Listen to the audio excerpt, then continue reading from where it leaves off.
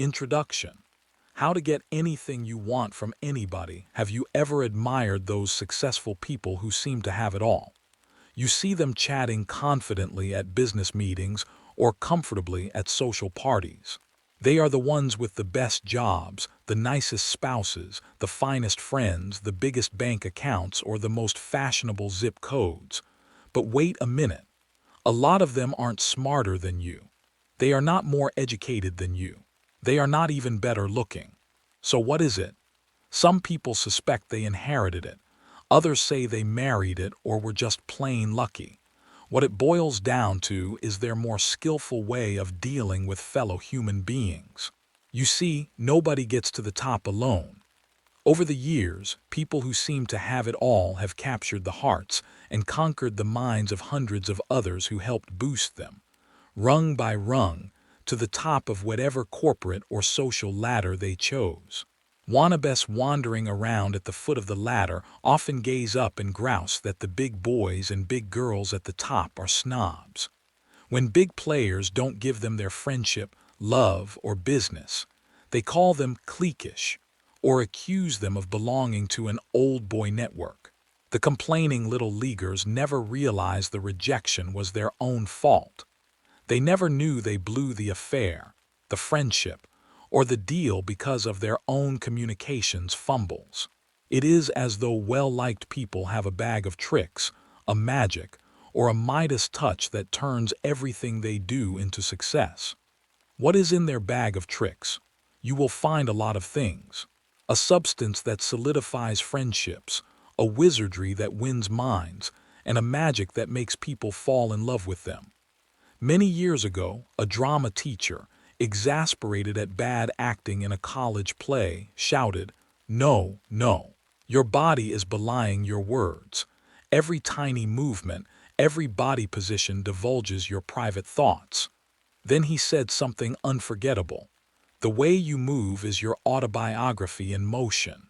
On the stage of real life, every physical move you make subliminally tells everyone in eyeshot the story of your life." Imagine two humans in a complex box wired with circuits to record all the signals flowing between the two. As many as 10,000 units of information flow per second. With the zillions of subtle actions and reactions zapping back and forth between two human beings, can we come up with concrete techniques to make our every communication clear, confident, credible, and charismatic? Most studies simply confirmed Dale Carnegie's 1936 classic, How to Win Friends and Influence People. His wisdom said success lay in smiling, showing interest in other people, and making them feel good about themselves. That is as true today as it was more than 60 years ago. So why do we need another book? 2 mammoth reasons. Reason 1. Suppose a sage told you, "When in China, speak Chinese," but gave you no language lessons. Dale Carnegie and many communications experts are like that sage. They tell us what to do but not how to do it. In today's sophisticated world, it is not enough to simply say smile or give sincere compliments. Cynical business people today see more subtleties in your smile, more complexities in your compliment. Reason 2. The world is a very different place than it was in 1936. To find a new formula for success, the author observed the superstars of today, top salespeople, speakers, clergy, and performers. This book contains 92 of these little tricks they use every day so you, too, can play the game to perfection and get whatever you want in life. Part 1. How to intrigue everyone without saying a word. Chapter 1. How to make your smile magically different in 1936. One of Dale Carnegie's 6 musts was smile. However, at the turn of the millennium, we must re-examine the role of the smile in high-level human relations. When you dig deeper into Dale's dictum, you will find a 1936 quick smile doesn't always work, especially nowadays. The old-fashioned instant grin carries no weight with today's sophisticated crowd. Look at world leaders, negotiators, and corporate giants. not a smiling sycophant among them. Researchers have cataloged dozens of different types of smiles, ranging from the tight rubber band of a trapped liar to the soft, squishy smile of a tickled infant. Big winners know their smile is one of their most powerful weapons, so they have fine-tuned it for maximum impact. Consider the story of Missy. Just last year, this old college friend took over her family business, a Midwestern company supplying corrugated boxes to manufacturers. One day she called saying she was coming to New York to court new clients and invited the author to dinner with several of her prospects. Missy was known as an incurable giggler, a bubbly personality. When she passed through the restaurant, she whispered, "Please call me Melissa tonight." Soon, it became clear that Melissa was a very different woman from the giggling girl of college. She was just as charming. She smiled as much as ever. Yet something was different. She had a cool, sharp corporate edge. By the end of the evening, Melissa had 3 big new clients. Afterward, in the cab, the author asked her what had changed. "My smile," she said. She explained that when her dad got sick and knew she would have to take over the business, he sat her down for a life-changing conversation. He said, "Missy, honey, remember that old song? I loves ya, honey, but your feet's too big. Well, if you're going to make it big in the box business, let me say, I loves ya, honey, but your smile's too quick." He showed her a study concerning women in business. It showed women who were slower to smile in corporate life were perceived as more credible. History-making women like Margaret Thatcher, Indira Gandhi, and Golda Meir were not known for quick smiles. The study said a big, warm smile is an asset, but only when it comes a little slower, because then it has more credibility. From that moment on, Missy trained her lips to erupt more slowly. Thus her smile appeared more sincere and personalized for the recipient. Though the delay was less than a second, the recipients felt it was special and just for them. We call this technique number 1, the flooding smile. Don't flash an immediate smile when you greet someone, as though anyone who walked into your line of sight would be the beneficiary. Instead, look at the other person's face for a second. Pause, soak in their persona. Then let a big, warm, responsive smile flood over your face and overflow into your eyes. It will engulf the recipient like a warm wave. The split-second delay convinces people your flooding smile is genuine and only for them. Chapter 2. How to strike everyone as intelligent and insightful by using your eyes. It is only a slight exaggeration to say Helen of Troy could launch ships with her eyes and Davy Crockett could stare down a bear. Your eyes are personal grenades that have the power to detonate people's emotions. Just as martial arts masters register their fists as lethal weapons, you can register your eyes as psychological lethal weapons. Beloved people in the game of life look beyond the conventional wisdom that teaches, keep good eye contact. They understand that to certain suspicious or insecure people, intense eye contact can be a virulent intrusion. In some cultures, intense eye contact is sorcery. In others, staring at someone can be threatening or disrespectful. However, in Western culture, big winners know exaggerated eye contact can be extremely advantageous. A Boston center conducted a study to learn the precise effect. Researchers asked opposite-sex individuals to have a 2-minute casual conversation. They tricked half their subjects into maintaining intense eye contact by directing them to count the number of times their partner blinked. The results: the unsuspecting blinkers reported significantly higher feelings of respect and fondness for their colleagues who, unbeknownst to them, had simply been counting their blinks. Consider the author's own experience. Once, while giving a seminar to several hundred people, she noticed one woman's face in the crowd. Not for one moment did this woman take her eyes off the author's face. Even when the author finished making a point and was silent, her eyes stayed hungrily on her face. The author sensed she couldn't wait to savor the next insight. This concentration inspired the author to remember stories and make important points she had long forgotten. She loved it. After the talk, she sought out this new fan. She tapped her on the shoulder and asked, "Did you get much out of the seminar?" The woman answered candidly, "Well, not really. I had difficulty understanding what you were saying because you were walking around on the platform facing different directions." In a heartbeat, the author understood. The woman was hearing impaired. She was not captivated by the talk as suspected. The only reason she kept her eyes glued on the speaker's face was because she was struggling to read her lips. Yet, the effect of that intense gaze was undeniable. It commanded attention and affection. There is yet another argument for intense eye contact. It makes you look intelligent. Studies show that abstract thinkers, people who can integrate incoming data easily, can continue looking into someone's eyes even during silences. Their thought processes are not distracted by peering into their partner's peepers. This brings us to technique number 2, sticky eyes. Pretend your eyes are glued to your conversation partners with sticky warm taffy. Don't break eye contact even after he or she has finished speaking. When you must look away, do it ever so slowly, reluctantly, stretching the gooey taffy until the tiny string finally breaks. A word of caution for the gentleman. When talking to other men, you can use sticky eyes, but make them a little less sticky.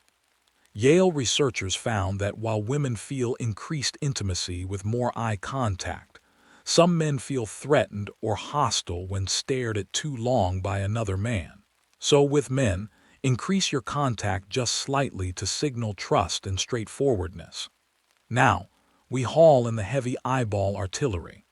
This next technique is a potent tool used by big bosses to evaluate employees, police investigators to intimidate suspects, and clever lovers to captivate their targets. It is called technique number 3, epoxy eyes. This technique takes at least 3 people to pull off you, your target, and one other person. Usually, when you are chatting with a group, you gaze at the person who is speaking. However, the epoxy eyes technique suggests you concentrate on the listener, your target, rather than the speaker. This slightly disorients the target. They silently ask, "Why is this person looking at me instead of the speaker?" They sense you are extremely interested in their reactions. It sends out signals of interest blended with complete confidence in yourself. If romance is on the horizon, epoxy eyes transmits a powerful message. "I can't take my eyes off you." Anthropologists have dubbed eyes the initial organ of romance, because intense eye contact releases phenylethylamine, a nervous system stimulant that mimics the physical reaction of falling in love. Be careful, though. If the target does not like you, epoxy eyes can be perceived as arrogant or downright obnoxious. But used correctly, it is a biological aphrodisiac. Chapter 4. How to look like a big winner wherever you go. Do you remember the lyrics to the old Shirley Bassey song? "The minute you walked in the joint, I could see you were a man of distinction, a real big spender." The goal of this next technique is to give you the cachet of a somebody the moment people lay eyes on you. When a doctor smacks your knee with a rubber hammer, your foot jerks forward. Your body has another instinctive reaction. When a big jolt of happiness hits your heart and you feel like a winner, your head jerks up automatically and you throw your shoulders back. This is the look winners have constantly. They stand with assurance. They move with confidence. Obviously, millions of mothers telling their kids to stand up straight hasn't done the trick. We are a nation of slouchers. To correct this, we look to the circus. The author recalls seeing the great Wallendas, the only troupe in the world to perform the 7-person pyramid without a net. They balanced precariously on a thin wire hundreds of feet above the ground. But equally unforgettable was how they appeared when they raced into the center ring to take their bows. Each was perfectly aligned, head high, shoulders back, standing so tall it didn't seem like their feet were touching the ground. Every muscle defined pride and success. To achieve this look without risking your life on a high wire, use a visualization trick. Technique number 4. Hang by your teeth. Imagine you are a world-renowned acrobat waiting in the wings. Before you walk through any door, whether it is your office, a party, or even your kitchen, picture a leather bit hanging by a cable from the top of the doorframe. It is swinging just an inch higher than your head. As you pass through the door, throw your head back and chomp on that imaginary dental grip. Feel it pull your cheeks back into a smile and lift you up. As you ascend, your body is stretched into perfect alignment, head high, shoulders back, torso out of hips, feet weightless. Visualize this every time you walk through a door. It instantly gives you the posture of a somebody. Chapter 5. How to win their heart by responding to their inner infant. When a comic comes on stage, the first words are often, "Well, how do you like me so far?" We all silently ask that question whenever we meet someone. We want to know if they recognize how wonderful and special we are. Two people getting to know each other are like puppies sniffing each other out. We don't have tails to wag, but we have eyes that widen and hands that open. The problem is that adults are often guarded. When a 4-year-old sees daddy come home, he runs up, smiles, and opens his arms. But when 40-year-old Johnny meets a stranger, he might slump or fold his arms, protecting his chest. Consider the story of Carla.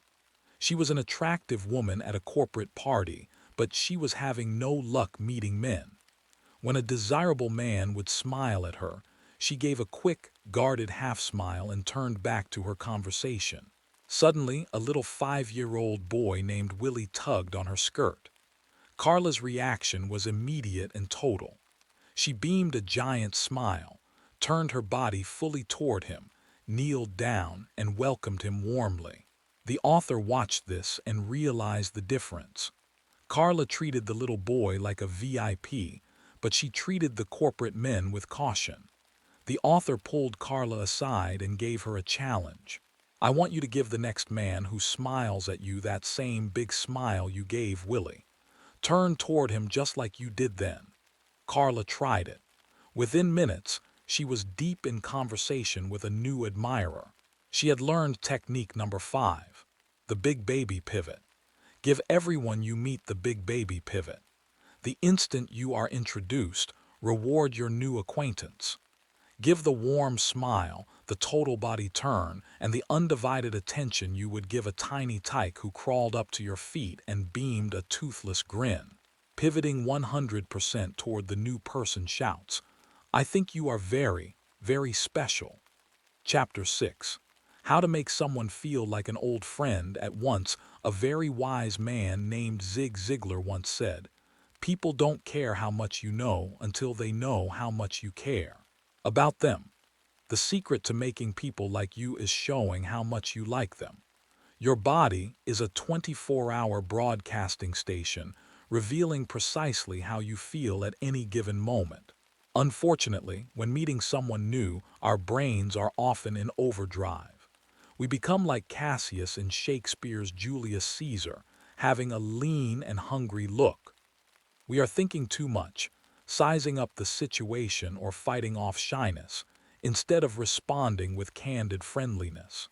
When our brains are lean and hungry, our bodies shoot off 10,000 bullets of stimuli per second, and a few are bound to misfire and reveal hidden hostility or anxiety.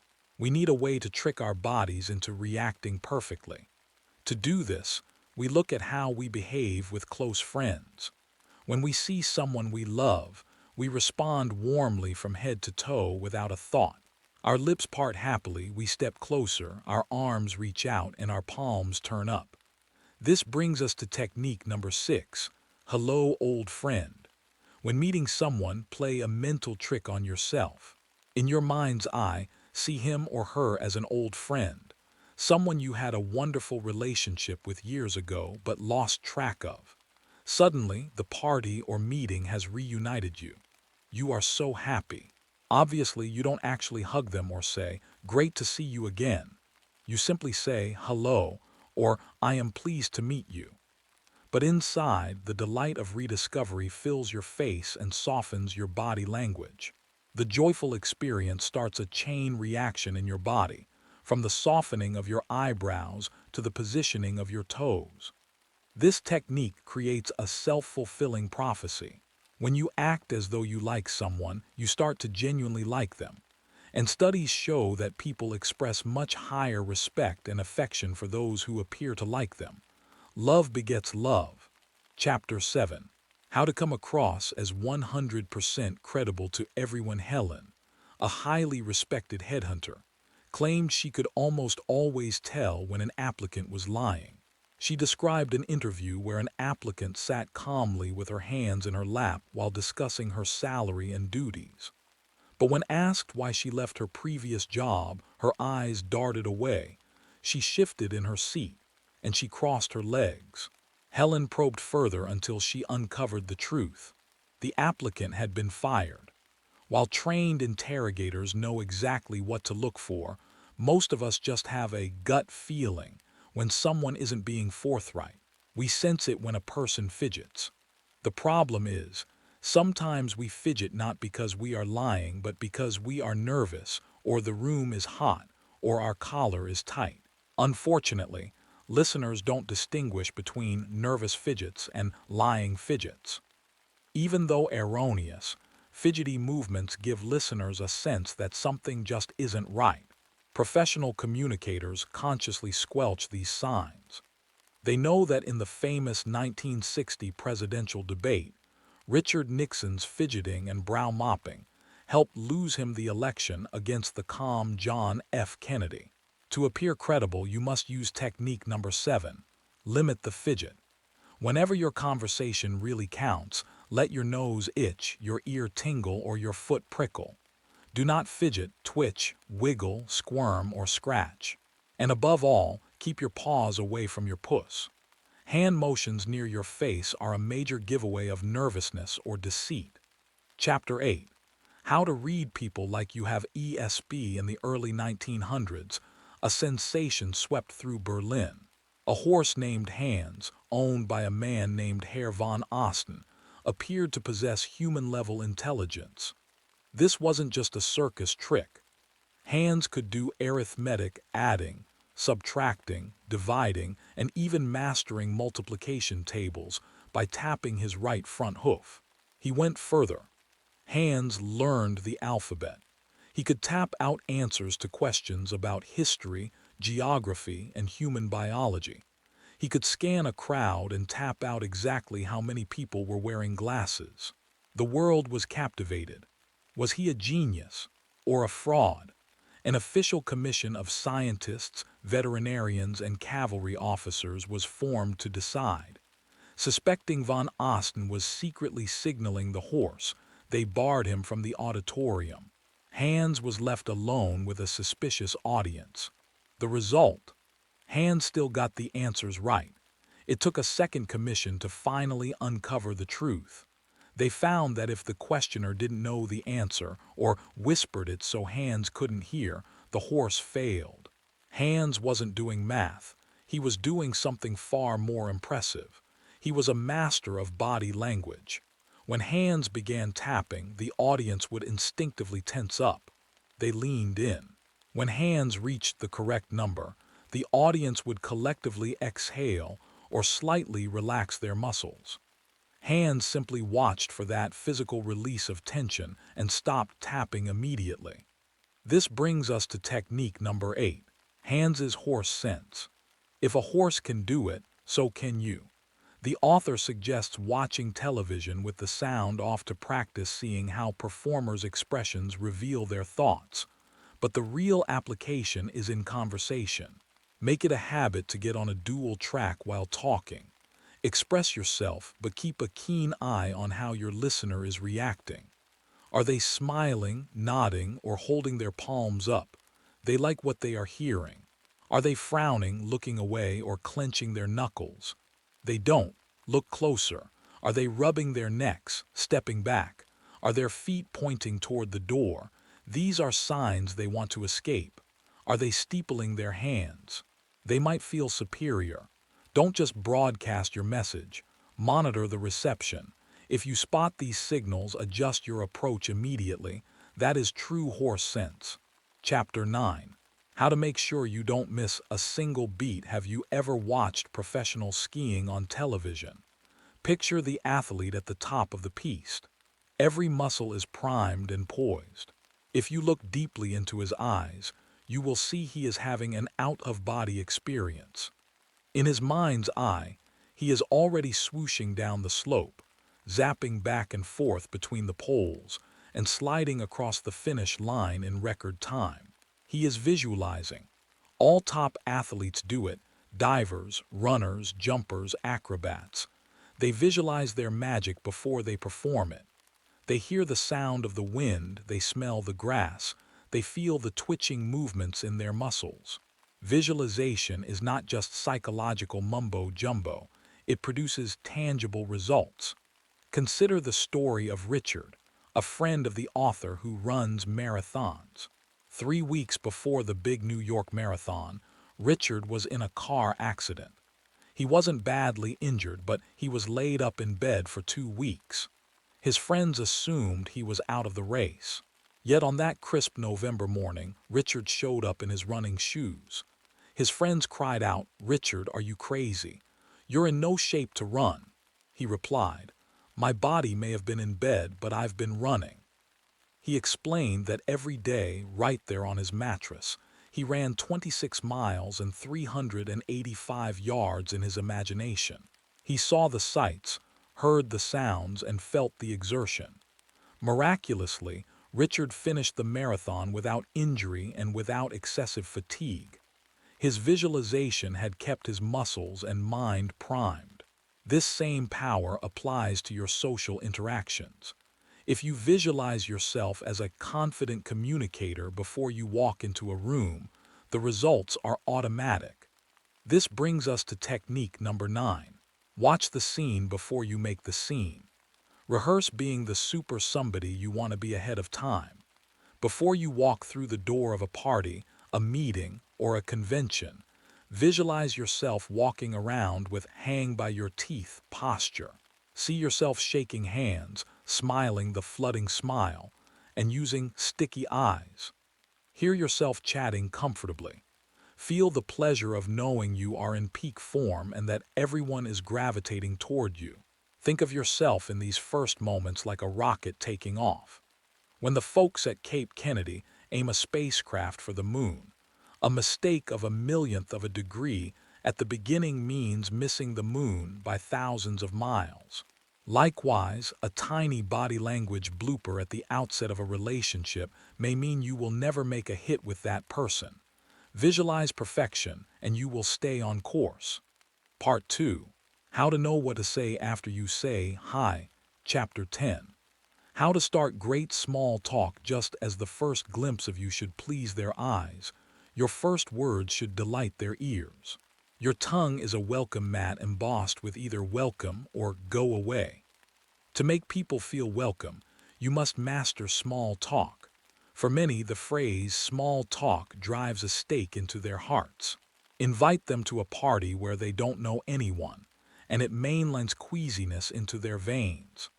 Even top executives, comfortable addressing boards of directors, confess they feel like lost children at parties where the chatter is less than prodigious. You are not alone. Fear of small talk is the same as stage fright, but there is a cure. The goal is to make your conversation sparkle. However, you don't want to sparkle too bright too soon. Several years ago, the Mensa organization, the High IQ Society, invited the author to be a keynote speaker. She arrived at the cocktail party and stepped into a crowded elevator with several Mensans. As the elevator ascended, it gave a few jerky, sluggish bumps. The author remarked. The elevator seems a little flaky. Suddenly, the elevator occupants felt compelled to exhibit their 132 plus icks. One announced, It's obviously got poor rail guide alignment. Another declared, the relay contact is not made up. The author felt like a grasshopper trapped in a stereo speaker. The mentions were interesting, but the author's reaction was adverse. Why? Because it was a mood mismatch. She was tired and sluggish, they were high intensity. Small talk is not about facts, it is about music. It is about melody. You must match your listener's mood. If the Mensons had first matched her lethargic mood by saying, "Yes, it is slow, isn't it?" and then introduced their technical knowledge, the interaction would have been pleasant. Matching moods is critical in business, too. The author once decided to throw a triple whammy surprise party for her best friend Stella, celebrating her birthday, engagement, and a new job. She went to a top French restaurant to book a room.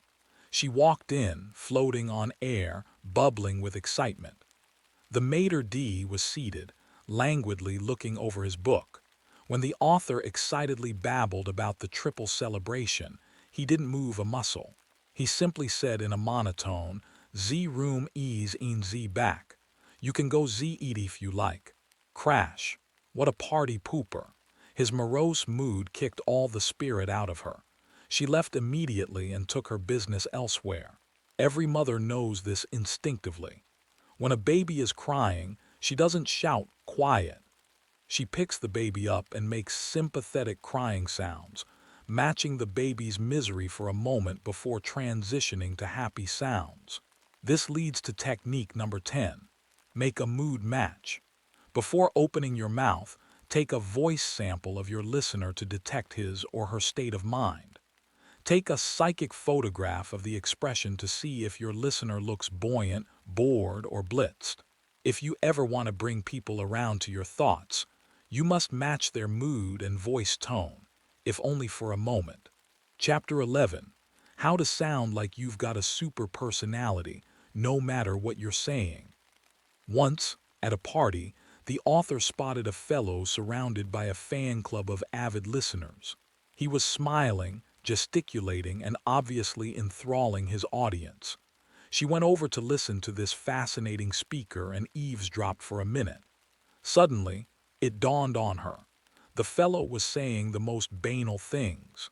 His script was dull, dull, dull.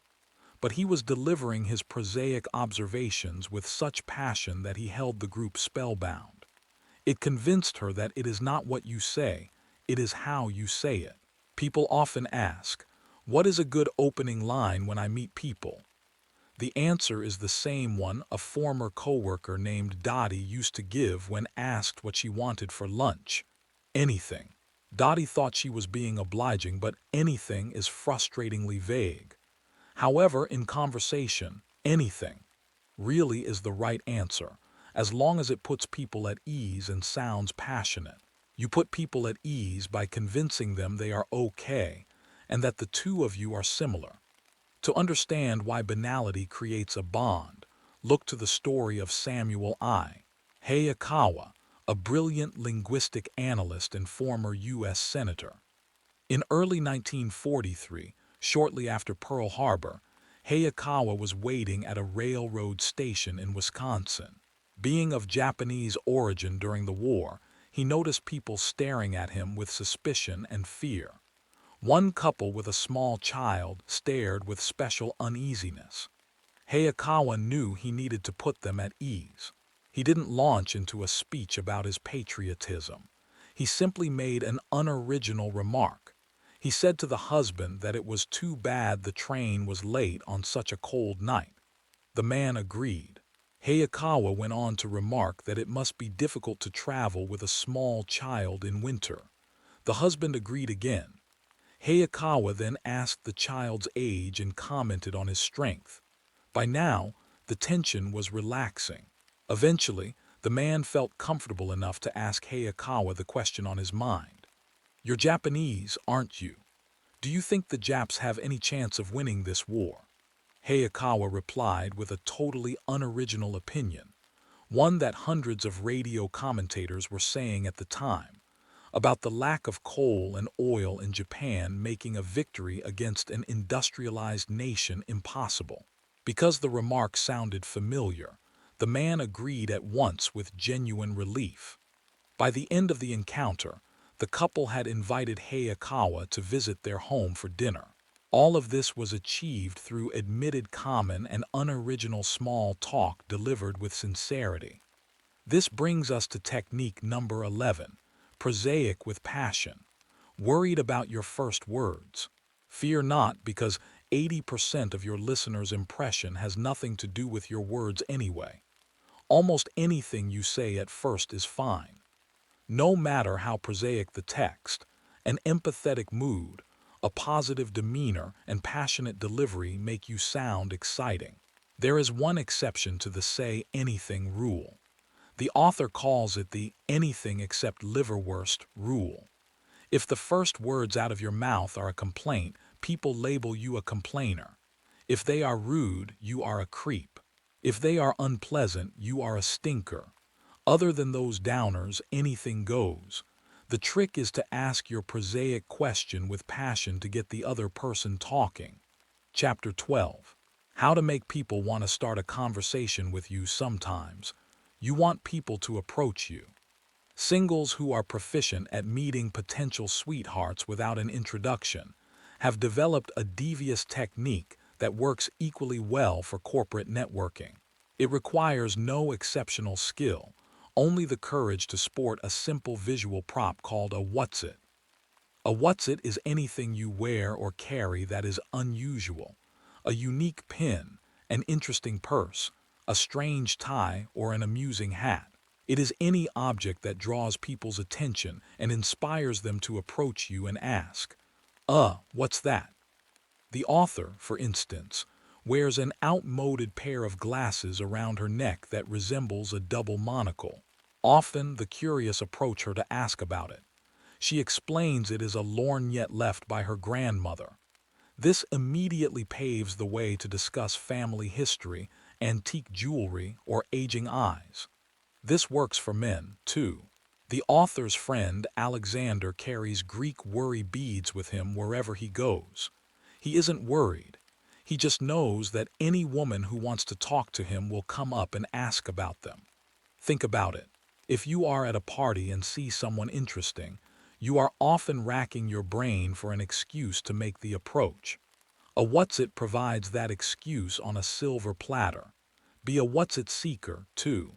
Scrutinize the apparel of those you wish to approach. If a tycoon has a tiny golf club lapel pin, ask him about it. If he is wearing a unique school ring, ask about his university. Technique number 12. Always wear a what's-it. Whenever you go to a gathering, wear or carry something unusual to give people who find you delightful an excuse to approach. It makes you a visual invitation to conversation. Chapter 13. How to meet the people you want to meet. Say you have scrutinized the body of the important business contact you want to meet. You have searched in vain from the tip of his cowlick to the toes of his boots. He is not sporting a single what's-it. No unique tie, no interesting lapel pin, nothing. If you strike out on finding something to comment on, resort to the technique used by doggedly determined politicians who don't let one partygoer escape if they think he or she could be helpful to their campaign. It is called the woozette technique. Like a persistent politician, go to the party giver and ask, "That man over there looks interesting. Who is he?" Then ask for an introduction. Don't be hesitant. The party giver will be pleased you find one of the guests interesting. However, if you are loath to pull the party giver away from his or her other guests, you still can perform woozette. This time, don't ask for a formal introduction. Simply pump the party giver for just enough information to launch you. Find out about the stranger's jobs, interests, and hobbies. Suppose the party giver says, "Oh, that's Joe Smith. I'm not sure what his job is, but I know he loves to ski." Aha, you have just been given the icebreaker you need. Now you make a beeline for Joe Smith. You approach him and say, "Hi, you're Joe Smith, aren't you?" Susan was just telling me what a great skier you are. Where do you ski? Technique number 13. Woozat. Woozat is the most effective meeting people device ever contrived. Simply ask the party giver to make the introduction, or pump them for a few facts you can immediately turn into icebreakers. Chapter 14.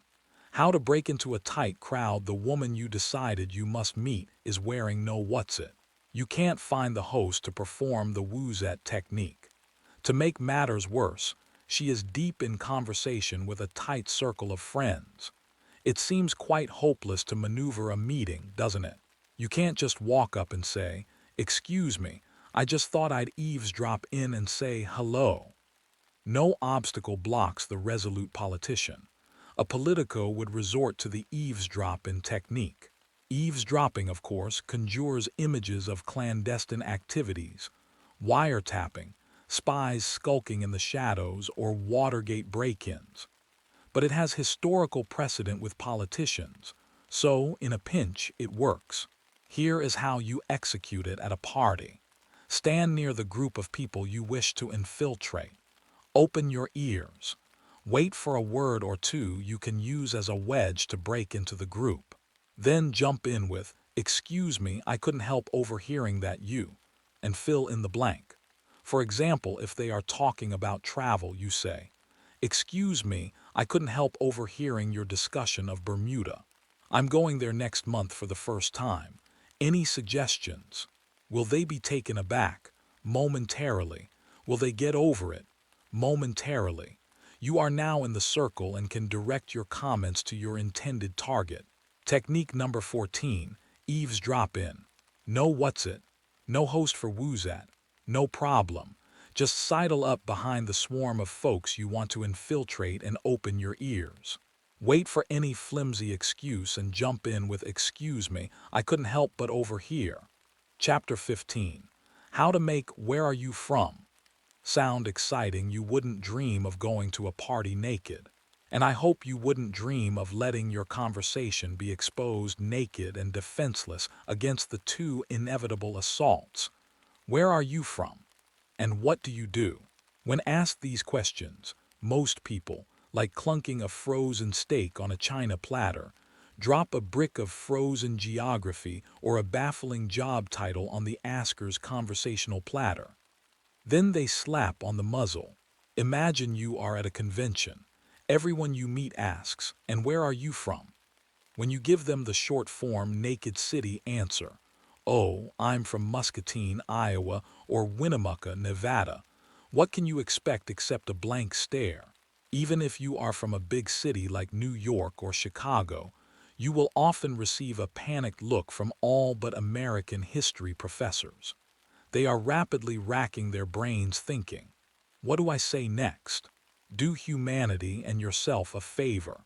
Never ever give just a one-sentence response to the question, "Where are you from?" Give the asker some fuel for his tank. Give the hungry communicator something to conversationally nibble on. The author learned this lesson the hard way. Several months ago, a trade association invited her to be a keynote speaker. Just before her speech, she was introduced to Mrs. Devlin, the head of the association. "How do you do?" the author asked. "How do you do?" Mrs. Devlin replied. Then came the moment. The author asked, "Where are you from?" Mrs. Devlin plunked a frozen Columbus, Ohio, and a big expectant grin on the platter. She waited. The author's mind thrashed into action. Gulp, Columbus, Ohio. I've never been there. Criminy, what do I know about Columbus? I think it's named after Christopher Columbus. But I'm not sure, so I better keep my mouth shut on that one. Seconds passed. Mrs. Devlin's smile began to dissipate. She was waiting for the expert communicator to spew forth words of wit. Instead, the author mumbled, "Oh, Columbus, gee." She watched Mrs. Devlin's face fall into the worried expression of a patient being asked by a surgeon, "Where's your appendix?" From that debacle, technique number 15. Never the naked city was born. Whenever someone asks you the inevitable, "And where are you from?" Never unfairly challenge their powers of imagination with a one-word answer. Learn some engaging facts about your hometown that conversational partners can comment on. Think of it like fishing. A fisherman uses different bait to bag bass or bluefish. You must throw out different conversational bait to snag simple shrimp or sophisticated sharks. Your hook should relate to the type of person you are speaking with. If you are from Washington, D.C., and you are talking to an artist, you might say, Washington, D.C. Designed, by the same city planner who designed Paris. This opens the conversation to city planning, Paris, or travel. But if you are at a party of singles, you would opt for another answer. I'm from Washington, D.C. The reason I left is there were 7 women to every man when I was growing up. Now the conversation can turn to the ecstasy or agony of being single. Where do you get this bait? Search the web, call the Chamber of Commerce, or look up your town in an encyclopedia. Learn some history, geography, or business statistics. After the Columbus incident, the author did her research. Now, if she were from Columbus and talking to a business person, she would say, I'm from Columbus, Ohio. Many major corporations do their product testing there because it's so commercially typical. They say if it booms or bombs in Columbus, it booms or bombs nationally.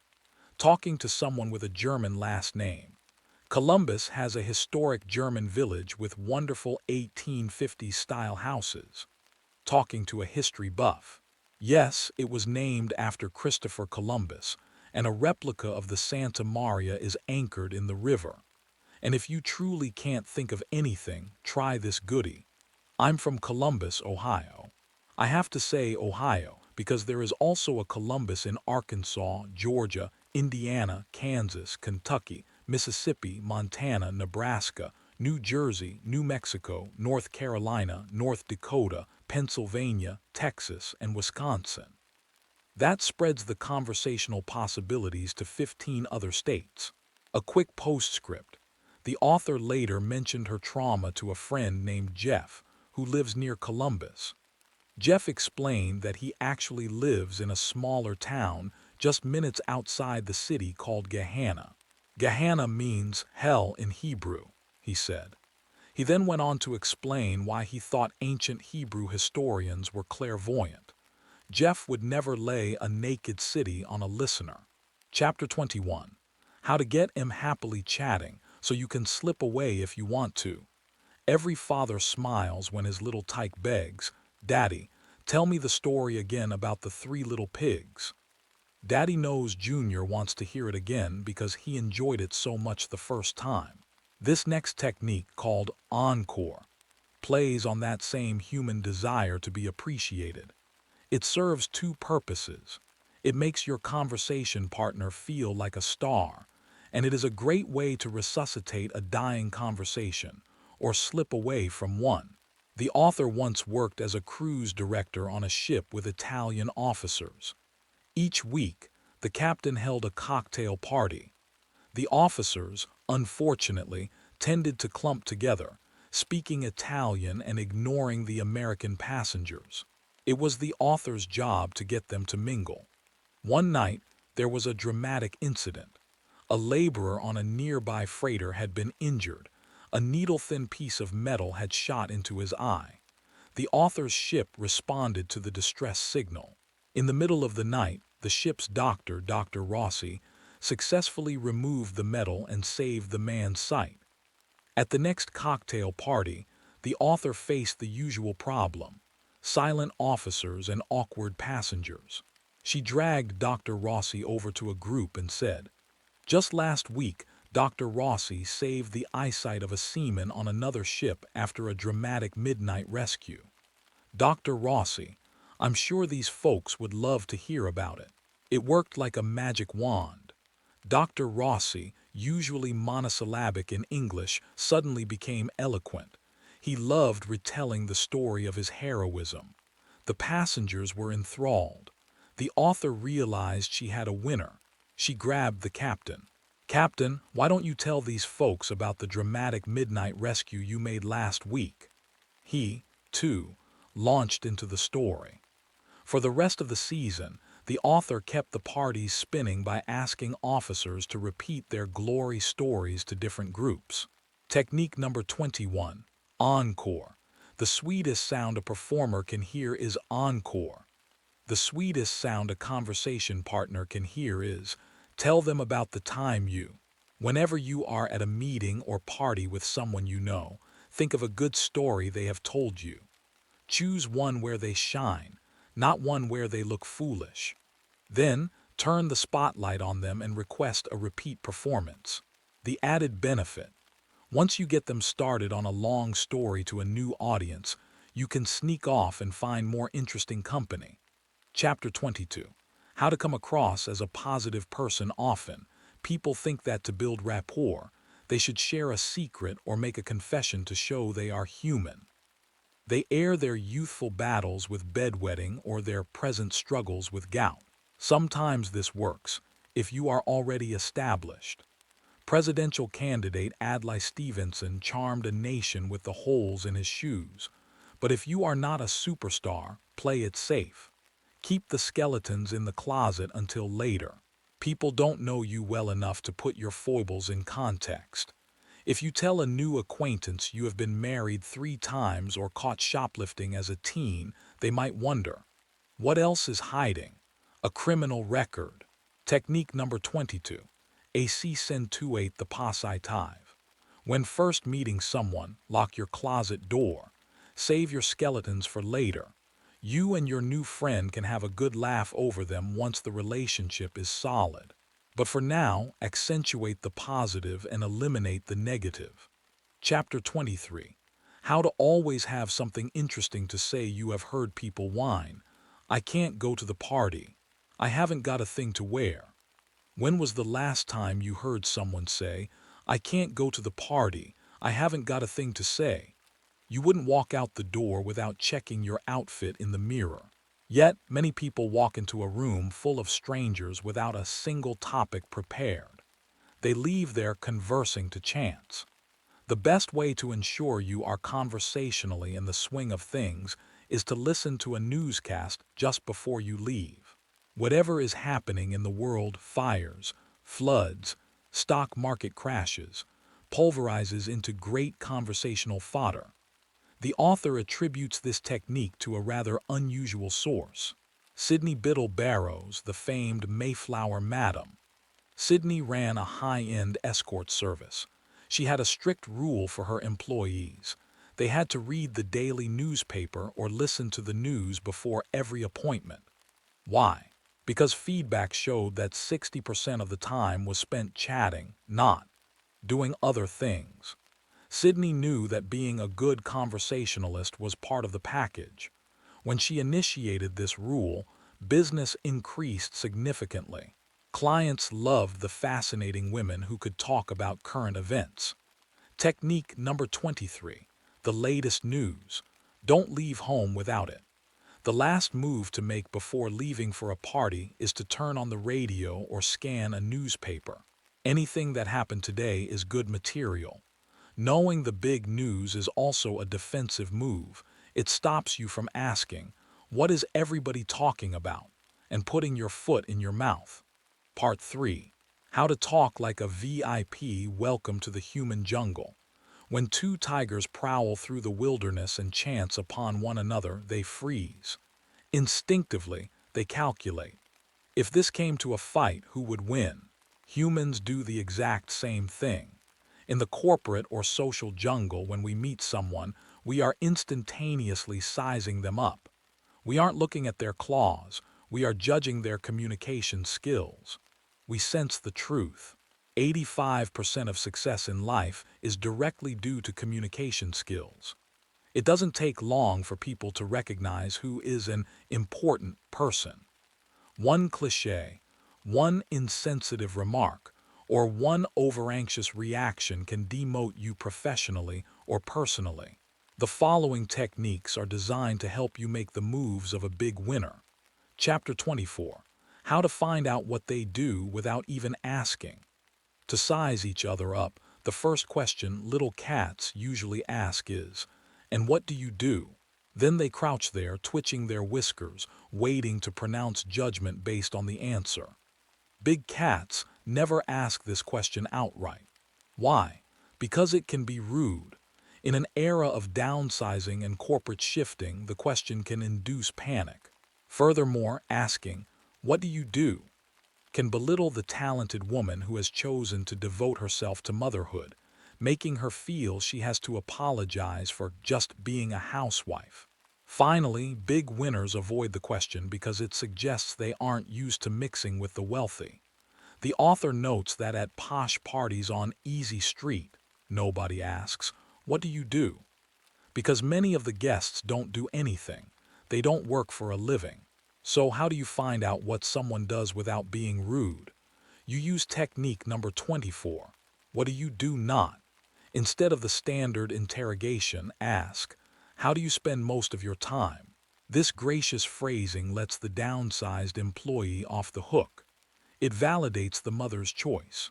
It allows the wealthy heir to discuss his philanthropy or travels. And if you are talking to a workaholic, it opens the door for them to say, "Oh golly, I just spend all my time working," allowing you to ask for details. Asking, "How do you spend most of your time?" instead of "What do you do?" immediately earns you your stripes as a big cat in the human jungle. Chapter 25. How to know what to say when they ask, "What do you do?" Now, while you shouldn't ask it, 99% of the people you meet will ask you, "And what do you do?" Big winners are fully prepared for this interrogation. Think about a written resume. Many people have one standard resume they send to every prospective employer. It lists their history and education, essentially saying, "Here I am, take it or leave it." Usually they get left. Smart players, however, customize their resume. The author's friend, Roberto, was applying for two very different jobs. One as a sales manager for a struggling ice cream company, and one as a strategic planner for a fast food chain with international aspirations. For the ice cream company, his resume highlighted his turnaround skills. For the food chain, he highlighted his international experience. He got offers from both because he tailored his product to their specific needs. You must do the same with your verbal resume. Instead of having one automatic answer to "What do you do?" have a dozen variations depending on who is asking. Top salespeople use benefit statements. They don't just say what they are. They say how they can help you. Consider Gloria, the author's hairdresser. When she met the author, she didn't just say, "I'm a hairdresser." She said she specialized in flexible hairstyles for businesswomen, styles that look professional at work but feminine for evening events. The author immediately booked an appointment. Months later, the author saw Gloria at a party talking to a stylish gray-haired woman. Gloria was telling her, "And we specialize in a wonderful array of blue rinses." Later still, Gloria was talking to a teenager, mentioning her salon's cool up-to-the-minute styles. Gloria knew how to tailor her answer to the listener's specific needs. Technique number 25. The nutshell resume. When asked what you do, ask yourself, "How could my professional experience benefit this person's life?" Don't say "real estate agent." Say, "I help people moving into our area find the right home." Don't say "financial planner." Say, "I help people plan their financial future." Don't say "hairdresser." Say, "I help a woman find the right hairstyle for her particular face." Pack a nutshell about your own life that paints a picture of you helping people. Chapter 26. How to sound even smarter than you are. The world perceives people with rich vocabularies to be more creative and intelligent. They get hired quicker and promoted faster. The startling good news is that the difference between a respected vocabulary and a mundane one is only about 50 words. You don't need to learn pompous, $2 words. You just need to substitute a few tired, overworked words you use every day, words like smart, nice, pretty, or good. Grab a thesaurus. Look up smart. Instead of saying, "That was smart," try, "That was ingenious, resourceful, or astute." Try them on like a new suit of clothes to see which fits your personality. This is especially powerful for men complimenting women. The author has a friend named Gary who, for 12 years, has greeted her with the exact same phrase, "Lael, you look great." While she appreciates the sentiment, it has lost its punch. To illustrate this to men in her seminars, the author asks them to pretend they are greeting a woman who has just dressed for dinner. One man takes her hand and says, "You look elegant." Another says, "You look stunning." A third says, "You look ravishing." The women in the room invariably swoon. Words work. Great is fine, but ravishing is memorable. Technique number 26, your personal thesaurus. Look up some common words you use every day. Replace good with superb. Replace happy with elated. Substitute a word a day for 2 months and you will be in the verbally elite. Chapter 27. How to not sound anxious. Let them discover your similarity. Tigers prowl with tigers. Lions lurk with lions. Similarity breeds attraction. But in the human jungle, big cats know a secret. When you reveal your similarity too quickly, you can look like a lonely little stray. Whenever someone mentions a common interest, instead of jumping in with a breathless, "Hey, me too. I do that too," you should wait. Let your conversation partner enjoy talking about it first. Several years ago, the author was telling a new acquaintance how much she loved to ski. She indulged in a detailed travelogue of the resorts she had visited and the conditions she preferred. The man listened intently. It wasn't until near the end of her monologue that she asked if he skied. He replied, "Yes, I keep a little apartment in Aspen." Cool. If he had jumped in immediately to brag about his ski pad, the author would have been impressed, but mildly. By waiting, he allowed her to enjoy her story first. Revealing his passion after hers made it unforgettable. The author later tested this herself. At a convention, a woman began telling her about a recent trip to Washington, D.C., the author's hometown. The woman described the Capitol, the Kennedy Center, and bicycling in Rock Creek Park. The author bit her tongue and didn't interrupt. Finally, the woman remarked, "You sound like you know a lot about Washington." "Yes," the author replied. "It's my hometown." "Your hometown," the woman squealed. "Why didn't you tell me? I must have been boring you." "Not at all," the author replied honestly. "I was enjoying hearing about your trip so much, I was afraid you'd stop if I told you." The woman's big smile confirmed that the author had won a new friend. Technique number 27. Kill the quick "me too." Whenever you have something in common with someone, the longer you wait to reveal it, the more moved and impressed they will be. You emerge as a confident big cat, not an anxious puppy. Chapter 28.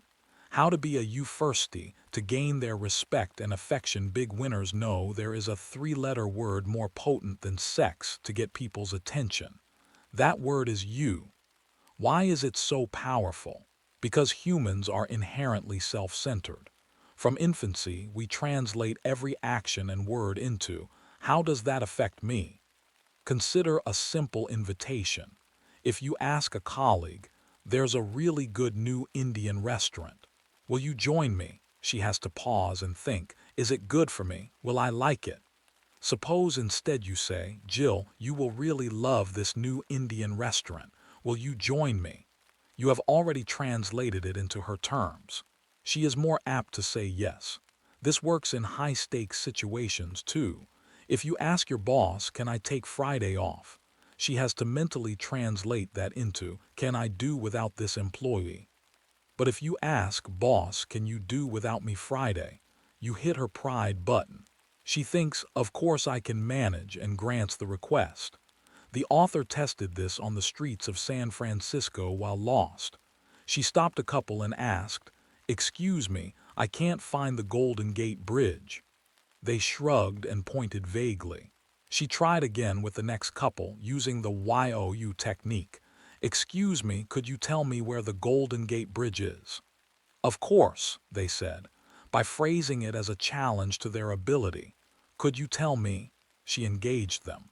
They walked over to her car and gave explicit instructions. Start every appropriate sentence with you.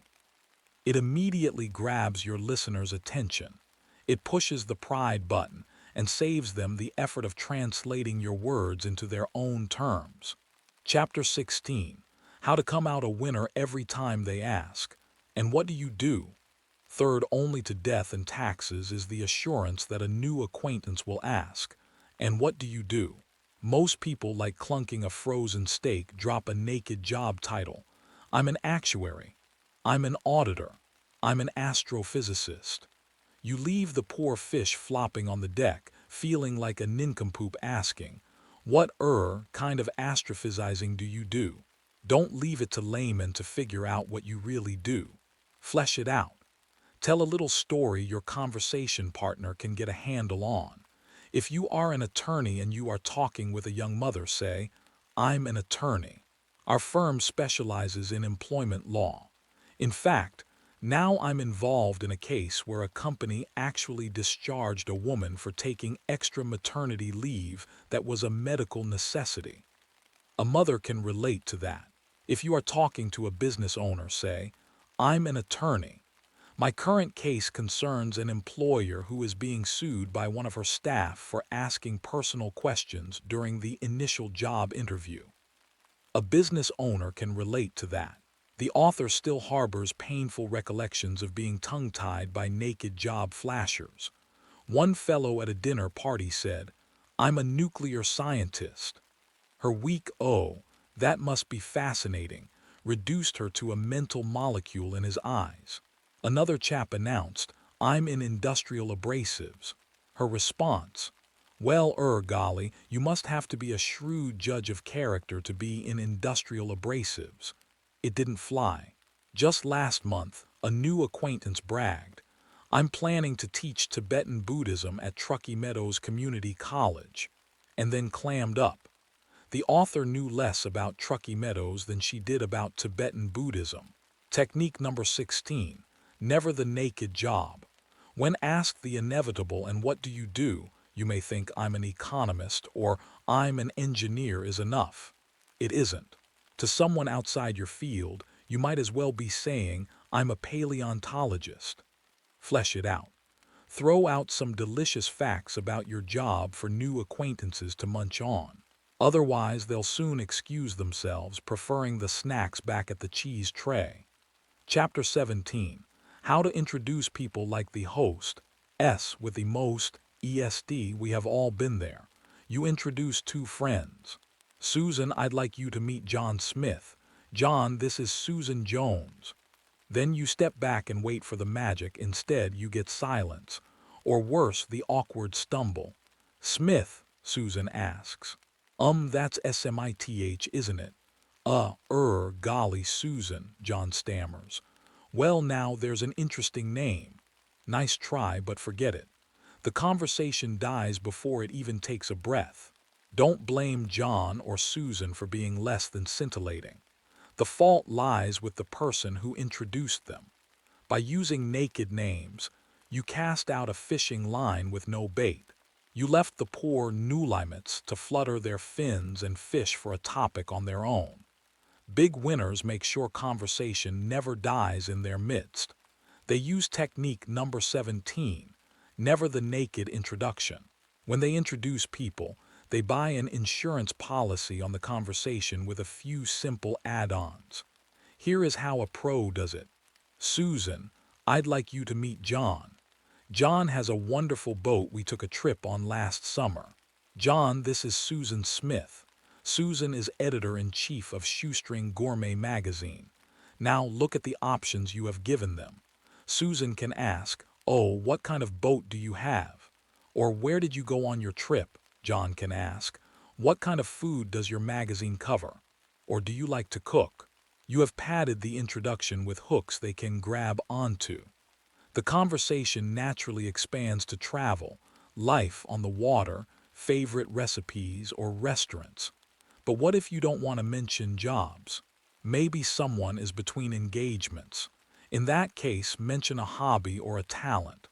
The author recalls a party where a hostess introduced a man named Gilbert. She didn't say, "This is Gilbert, the accountant." She said, "Lael, I'd like you to meet Gilbert. Gilbert's gift is sculpting. He makes beautiful wax carvings." Gift. Now that is a lovely way to introduce someone. It immediately elevates them and induces fascinating conversation. Chapter 18. How to resuscitate a dying conversation. Even a well-intentioned husband who asks his wife while making love, "Is it good for you too, honey?" knows better than to ask a business colleague, "Is the conversation good for you too?" Yet, we all wonder it. We worry that our conversation is dying, that we are boring the other person, or that we have hit a dead end. With this next technique, you can set your mind at rest. You can definitely make the conversation hot for anyone with whom you speak. You simply have to become a sleuth. Think of Sherlock Holmes. No matter how elusive the clue, he is confident he will soon be staring right at it through his magnifying glass. Like the unerring detective, big winners know that no matter how elusive the topic, they will find it. How? They become word detectives. Consider the story of Nancy, a young friend of the author who works in a nursing home.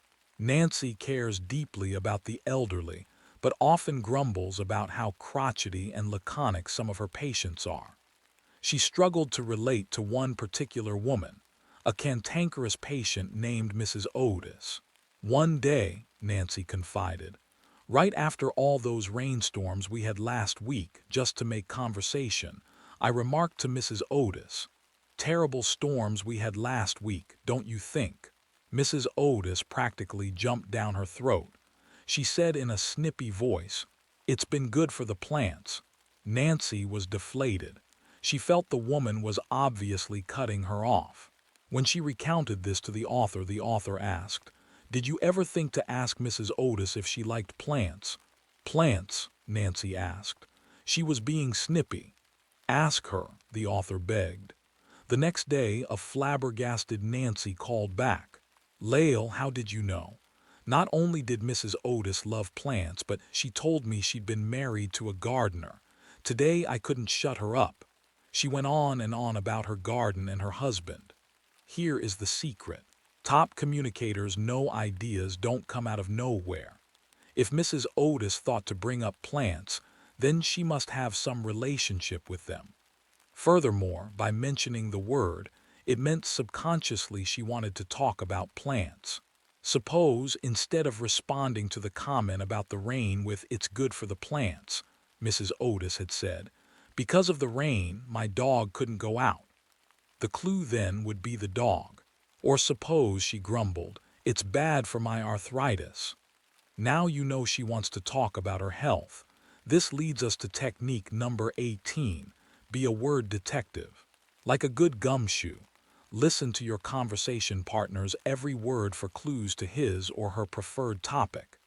Be on the lookout for any unusual references, any anomaly, deviation, digression, or invocation of another place, time, or person.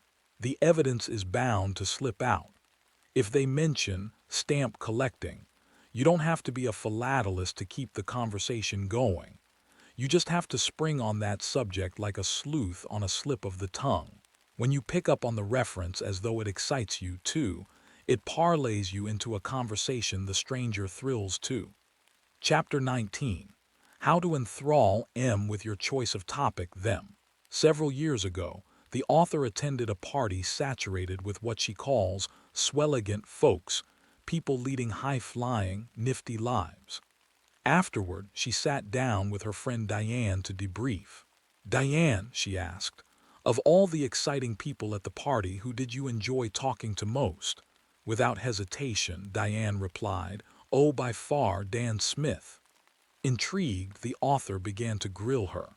"What does Dan do?" Diane paused. Well, I'm not sure." "Where does he live?" I don't know."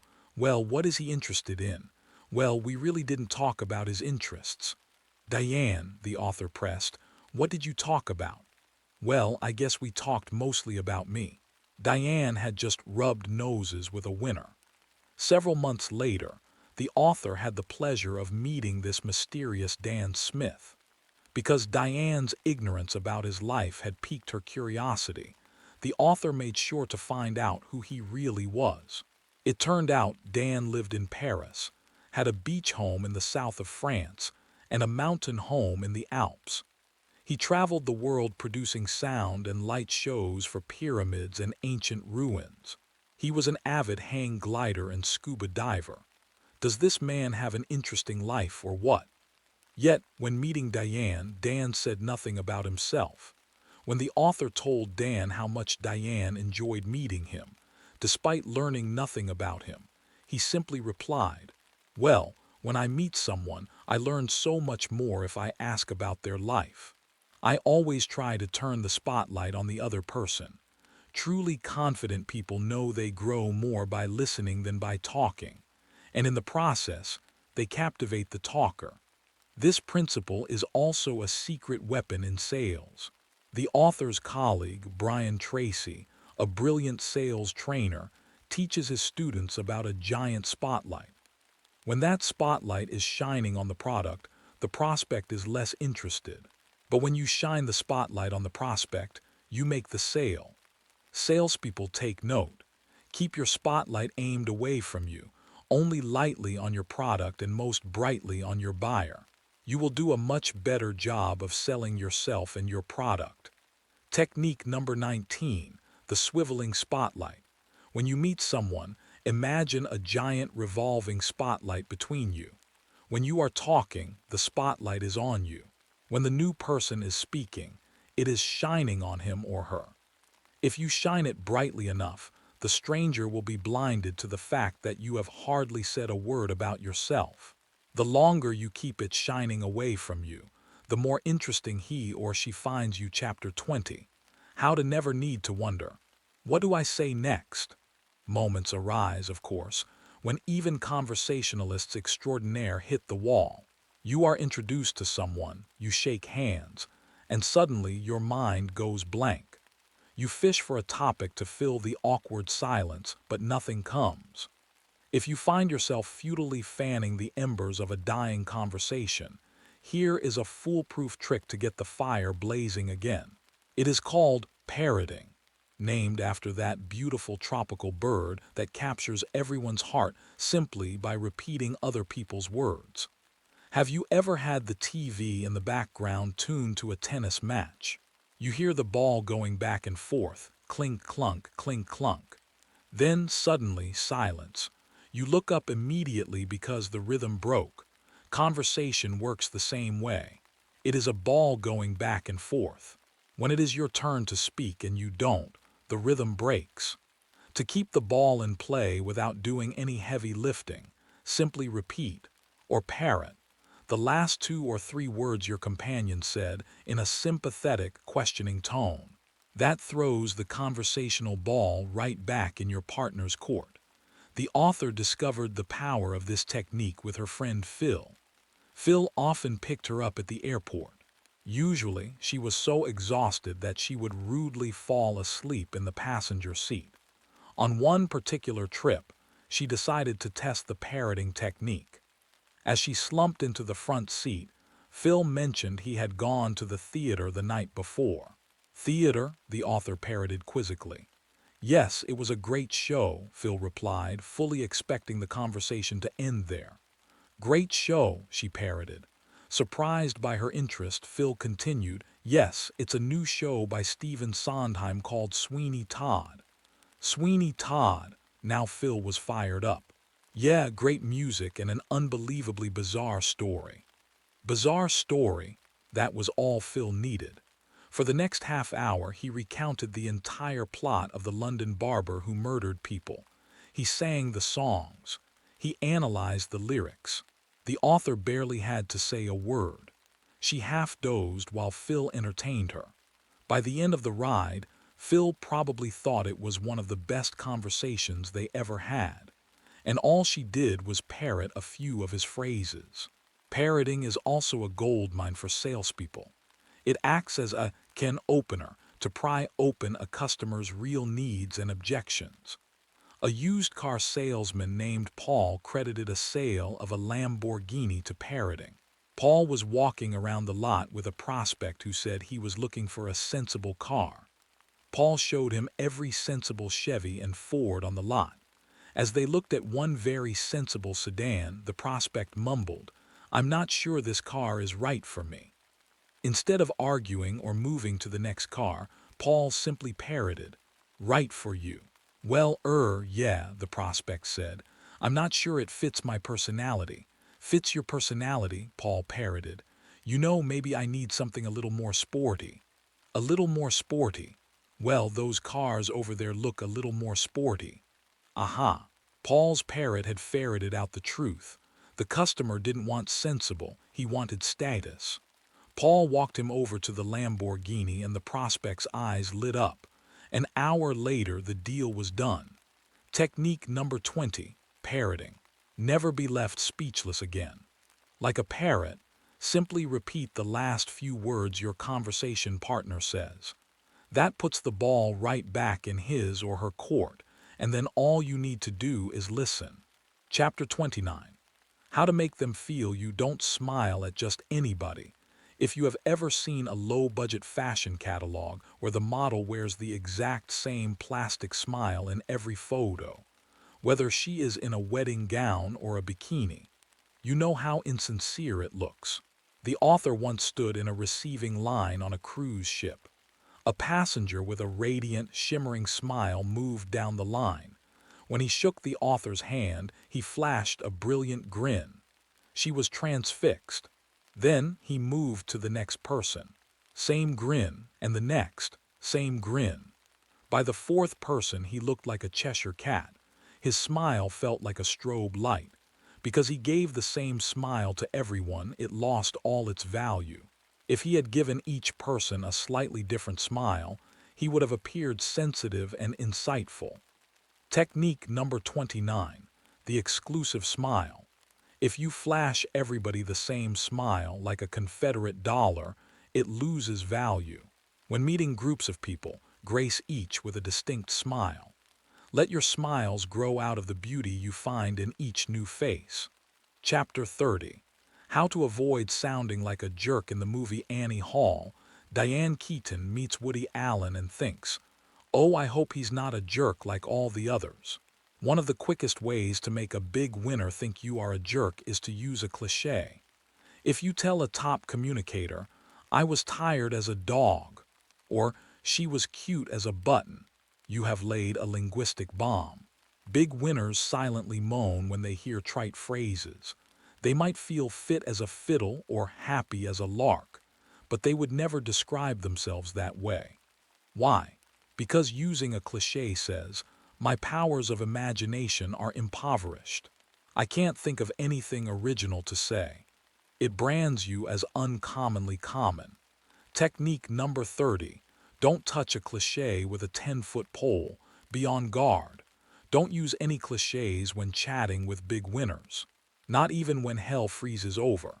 Not unless you want to sound dumb as a doorknob. Chapter 31. How to use motivational speakers' techniques to enhance your conversation. Professional speakers know that the tongue is mightier than the pen. They move nations to war or tears using the same vocal cords you have. The difference is they use drama. You don't need to be a pro, but you can learn their tricks. One of the best is to use powerful phrases and similes. Consider radio broadcaster Barry Farber. He never uses clichés like "nervous as a cat." Instead, he might say, "I felt like an elephant dangling over a cliff with his tail tied to a daisy." Instead of saying he looked at a pretty woman, he says, "My eyeballs popped out and dangled by the optic nerve." Professional speakers collect these bon mots, witty remarks and quotes, to use in conversation or to save themselves when things go wrong. If a microphone howls, a pro might say, "I don't understand. I brushed my teeth this morning." You can do the same. Look through books of similes. Instead of happy as a lark, try happy as a lottery winner. Instead of quiet as a mouse, Try quiet as an eel swimming in oil. Technique number 31. Use Jawsmith's jive. Read speakers' books to cull quotations and pearls of wisdom. Find a few clever phrases to let slide off your tongue. If you want to be notable, dream up a crazy quotable. Chapter 32. How to banter like the big shots do. If you stepped into an elevator full of people speaking Hungarian, you might not recognize their nationality until they spoke. The moment they opened their mouths, however, you would know you were an outsider. It is the same with the big cats of the professional world. If you overhear them, you might not instantly spot them. But the minute you open your mouth, they will know if you are one of them. What is the difference between a big cat's growl and a little cat's hiss? One of the most blatant giveaways is the use of euphemisms. Big cats are not afraid of real words. They call a spade a spade. If someone is rich, big cats say rich. Little cats, embarrassed by the concept of money in polite company, hide behind the word wealthy. If they need toilet paper, big cats say toilet paper. Little cats ask for bathroom tissue. When little cats use substitute words, they are subconsciously signaling, I am in polite company now, so I must use the nicey nice word. Big cats don't feel that pressure. They are also anatomically correct. No cutesy words for body parts. They say breasts, not knockers. And if they are ever in doubt about a sensitive word, they simply resort to French. If buttocks feels too harsh, derriere works quite nicely. Technique number 32. Call a spade a spade. Don't hide behind euphemisms. Call a spade a spade. That doesn't mean using tasteless slang. It means speaking the king's English without shame. Using direct language signals that you are confident and comfortable in any setting. Chapter 33. How to avoid the world's worst conversational habit. The author was once at a small, elegant dinner party hosted by Louis, the president of an ad agency, and his wife, Lillian. The evening was perfect: gourmet food, excellent wine, and convivial conversation. At the end of the evening, Louis raised his glass for a toast. He was, admittedly, a bit inebriated, and a few drops of wine sloshed onto the tablecloth. A pretty young woman named Bob, the date of a new art director, giggled. She said, I can tell you're feeling no pain. Shock waves went around the table. Everyone froze. While it was true the host was looped, pointing it out, even in jest, was like smashing the crystal chandelier. One guest quickly saved the moment by raising her glass and saying, None of us is. No one in the company of Louis and Lillian could ever feel any pain. Here's to a truly wonderful evening. Louis continued his toast, and the awkwardness passed for everyone, except Bob, the art director. He knew his date's innocent teasing was a black mark on his personal file. The next sure sign of a little cat is teasing. Little cats think it is hilarious to pat a friend's paunch and say, enjoying that cheesecake, huh? Or look at a balding head and quip, hair today, gone tomorrow. They think they are being funny. Big cats know they are being offensive. Technique number 33. Trash the teasing. A dead giveaway of a social novice is the tendency to tease. An innocent joke at someone else's expense may get a cheap laugh, but you will pay for it dearly. Never make a joke at anyone else's expense. The big players will lock you out of their circle. Chapter 34. How to give them the bad news and have them like you all the more. In ancient Egypt, if a runner brought the pharaoh good news, he was treated like a prince. If he brought bad news, his head was chopped off. Shades of that spirit pervade today's conversations. The author recalls leaving her house for a picnic with a friend, basket in hand.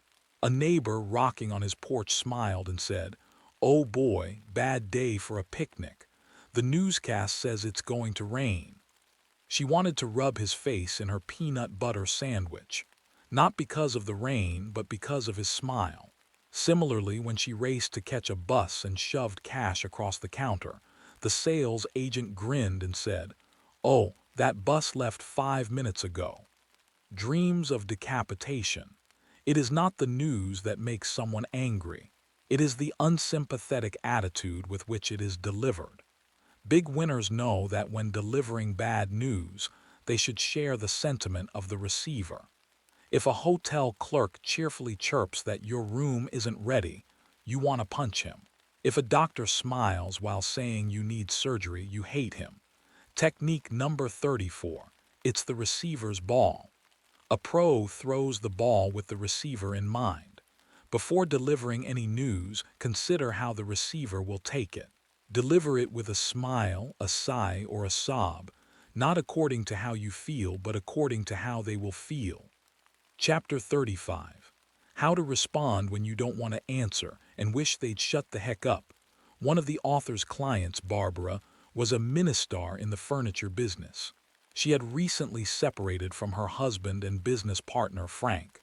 It was a messy divorce, but they kept the business jointly.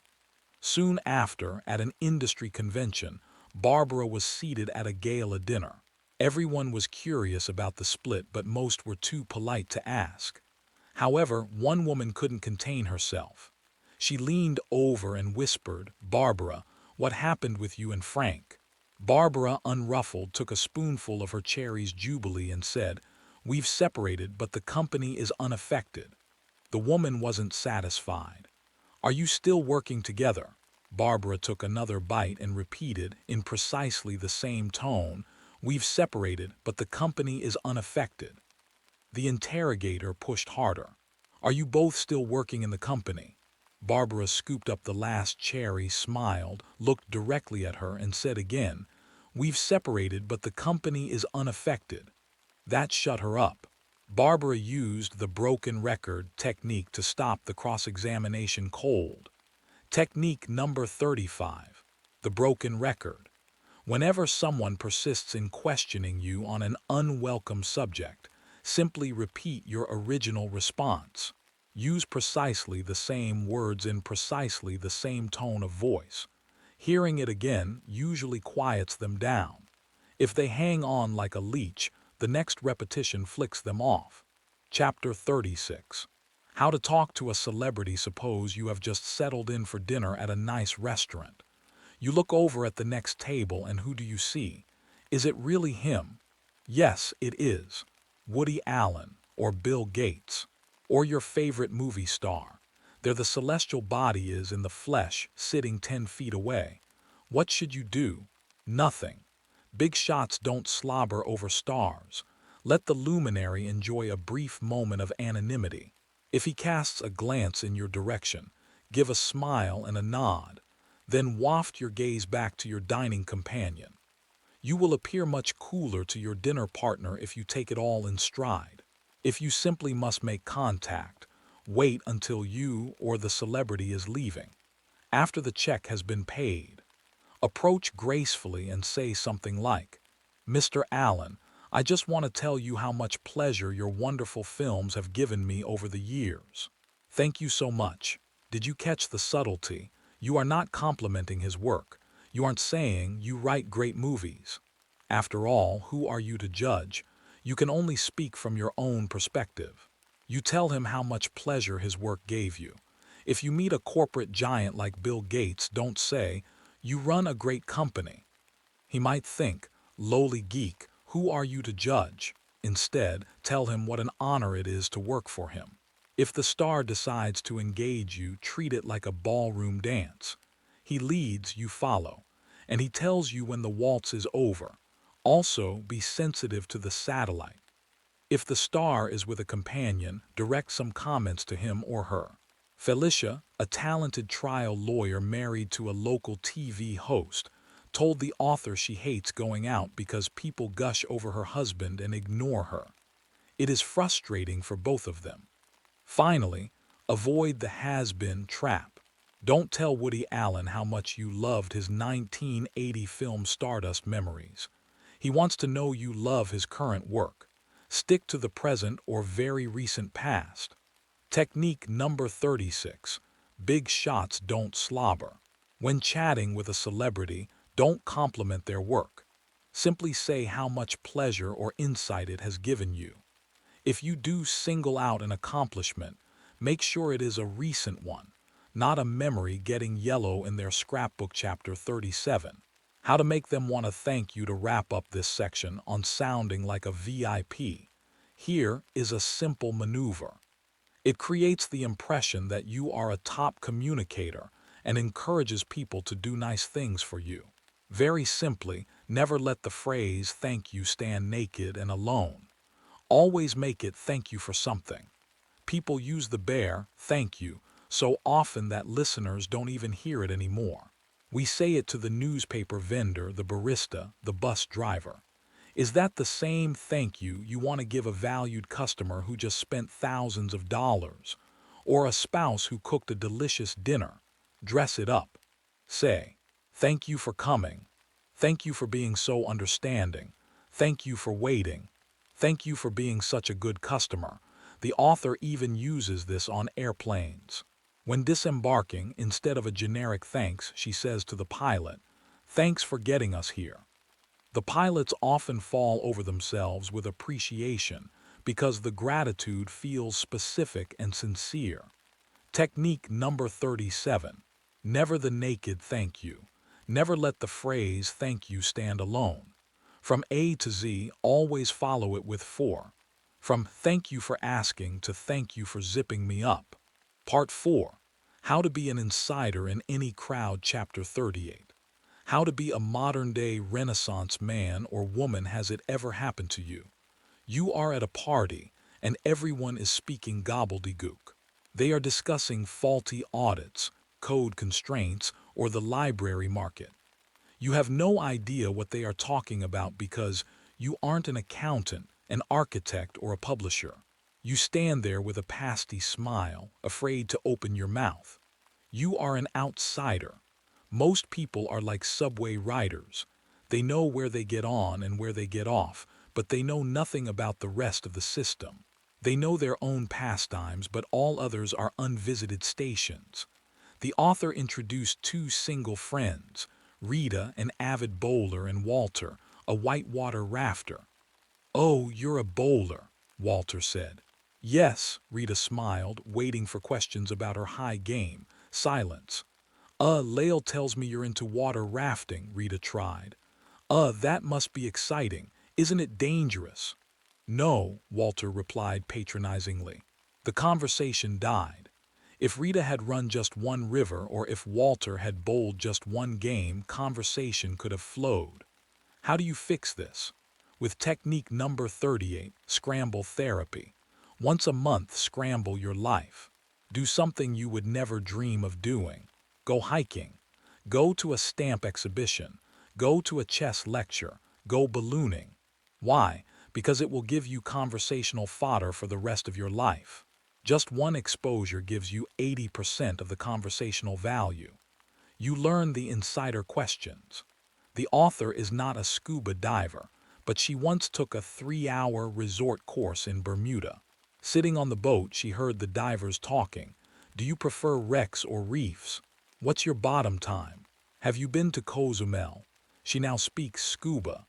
When she meets a diver, she doesn't ask the dumb outsider question, "Aren't you afraid of sharks?" She asks, "Do you prefer wrecks or reefs?" Be a modern-day Renaissance man or woman. Participate in a sport or go to an exhibition totally out of your experience. You will sound like an insider with everyone you meet. Chapter 39. How to sound like you know all about their job or hobby. Even more insidious than hobby talk is job speak, or jobbledygook. The author still harbors social nightmares of the evening. She attended a party thrown by a couple who worked in computer database management. As she walked in the door, she overheard one chap saying to another, "When the domain relational calculus is restricted to safe expressions, it's equivalent to the tuple relational." She knew she wasn't going to understand one bit or byte of conversation that evening. It made her long for the days when a mouse meant a furry little fellow who loves cheese, and windows were the kind you bought drapes for. If you want to be compatible with a specific crowd, you need technical support. You don't need to master the buzzwords, just the opening questions. A tennis player can tell immediately from your opening serve how good a player you are. It is the same in conversation. Just from your verbal opening serve, someone knows if it is going to be interesting talking with you about their life, or dull.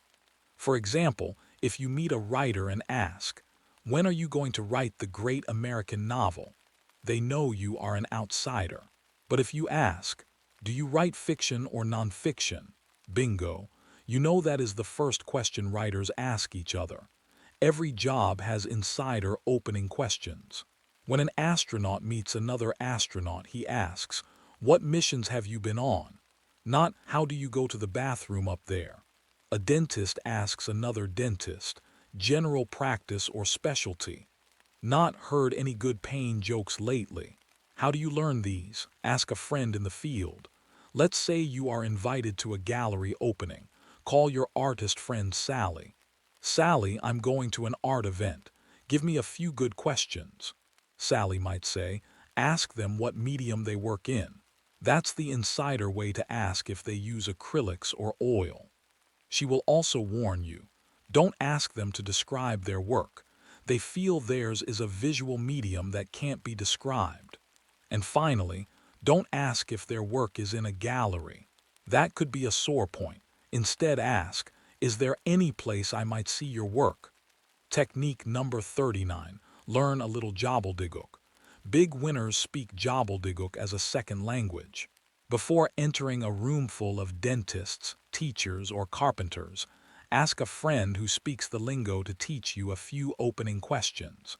The words are few, but the rewards are manifold. Chapter 40. How to Bear Their Hot Button, Elementary Doc Talk. The author's friend John, a physician, married a charming Japanese woman named Yamika. When Yamika had to attend her first party with John's medical colleagues, she was panic-stricken. She was afraid she wouldn't know what to say. John gave her a cheat sheet. He told her, "Don't worry, just ask, what's your specialty? And are you affiliated with a hospital?" But then he gave her the real secret weapon. He told her to ask, "How's your relationship with your hospital?" Or, "How's the current medical environment affecting you?" John explained that these are the hot buttons for doctors because healthcare is constantly changing. Yamika delivered the lines verbatim. She was the hit of the party because she allowed the doctors to vent about their favorite topics. Every profession has a hot button, a burning issue that outsiders know nothing about. Independent booksellers worry about superstore chains. Accountants lose sleep over liability insurance. Writers complain about electronic rights. If you can find out the hot button before you go to the party, you will have hot conversation all evening. While you are at it, ask your informant for insider greetings. Actresses cringe if you say "good luck," but smile if you say "break a leg." Runners, however, don't want to break a leg. They want to have a personal best. Firefighters, who rarely see each other except at big blazes, greet each other with, "See ya at the big one." The author once got lost in a sleepy town and had to ask a couple of bored firefighters for directions. They looked at her like she was an idiot, but as she drove off she yelled, "Thanks guys, see you at the big one." In the rearview mirror, she saw huge smiles break out on their faces. She had won their respect with 5 little words. Technique number 40. Bearing their hot button. Before jumping blindly into a bevy of bookbinders or a drove of dentists, find out what the hot issues are in their fields. Every industry has burning concerns. Ask your informant to bear the buzz. Then, to heat the conversation up, push those buttons. Chapter 41. How to secretly learn about their lives when you sit down with your morning coffee and newspaper. Which section do you grab first? Sports, international news, fashion.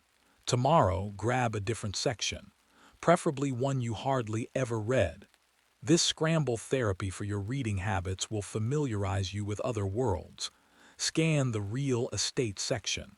You may not be buying a house, but sooner or later you will meet someone discussing properties. Scan the advertising column. You will learn that ad people don't talk about words, they talk about copy. They don't say agency, they say the shop. Using the right word performs conversational miracles. On cruise ships, if a passenger asks a crew member, "How long have you been working on the boat?" the crew member groans. It's a ship. Boat marks you as a landlubber.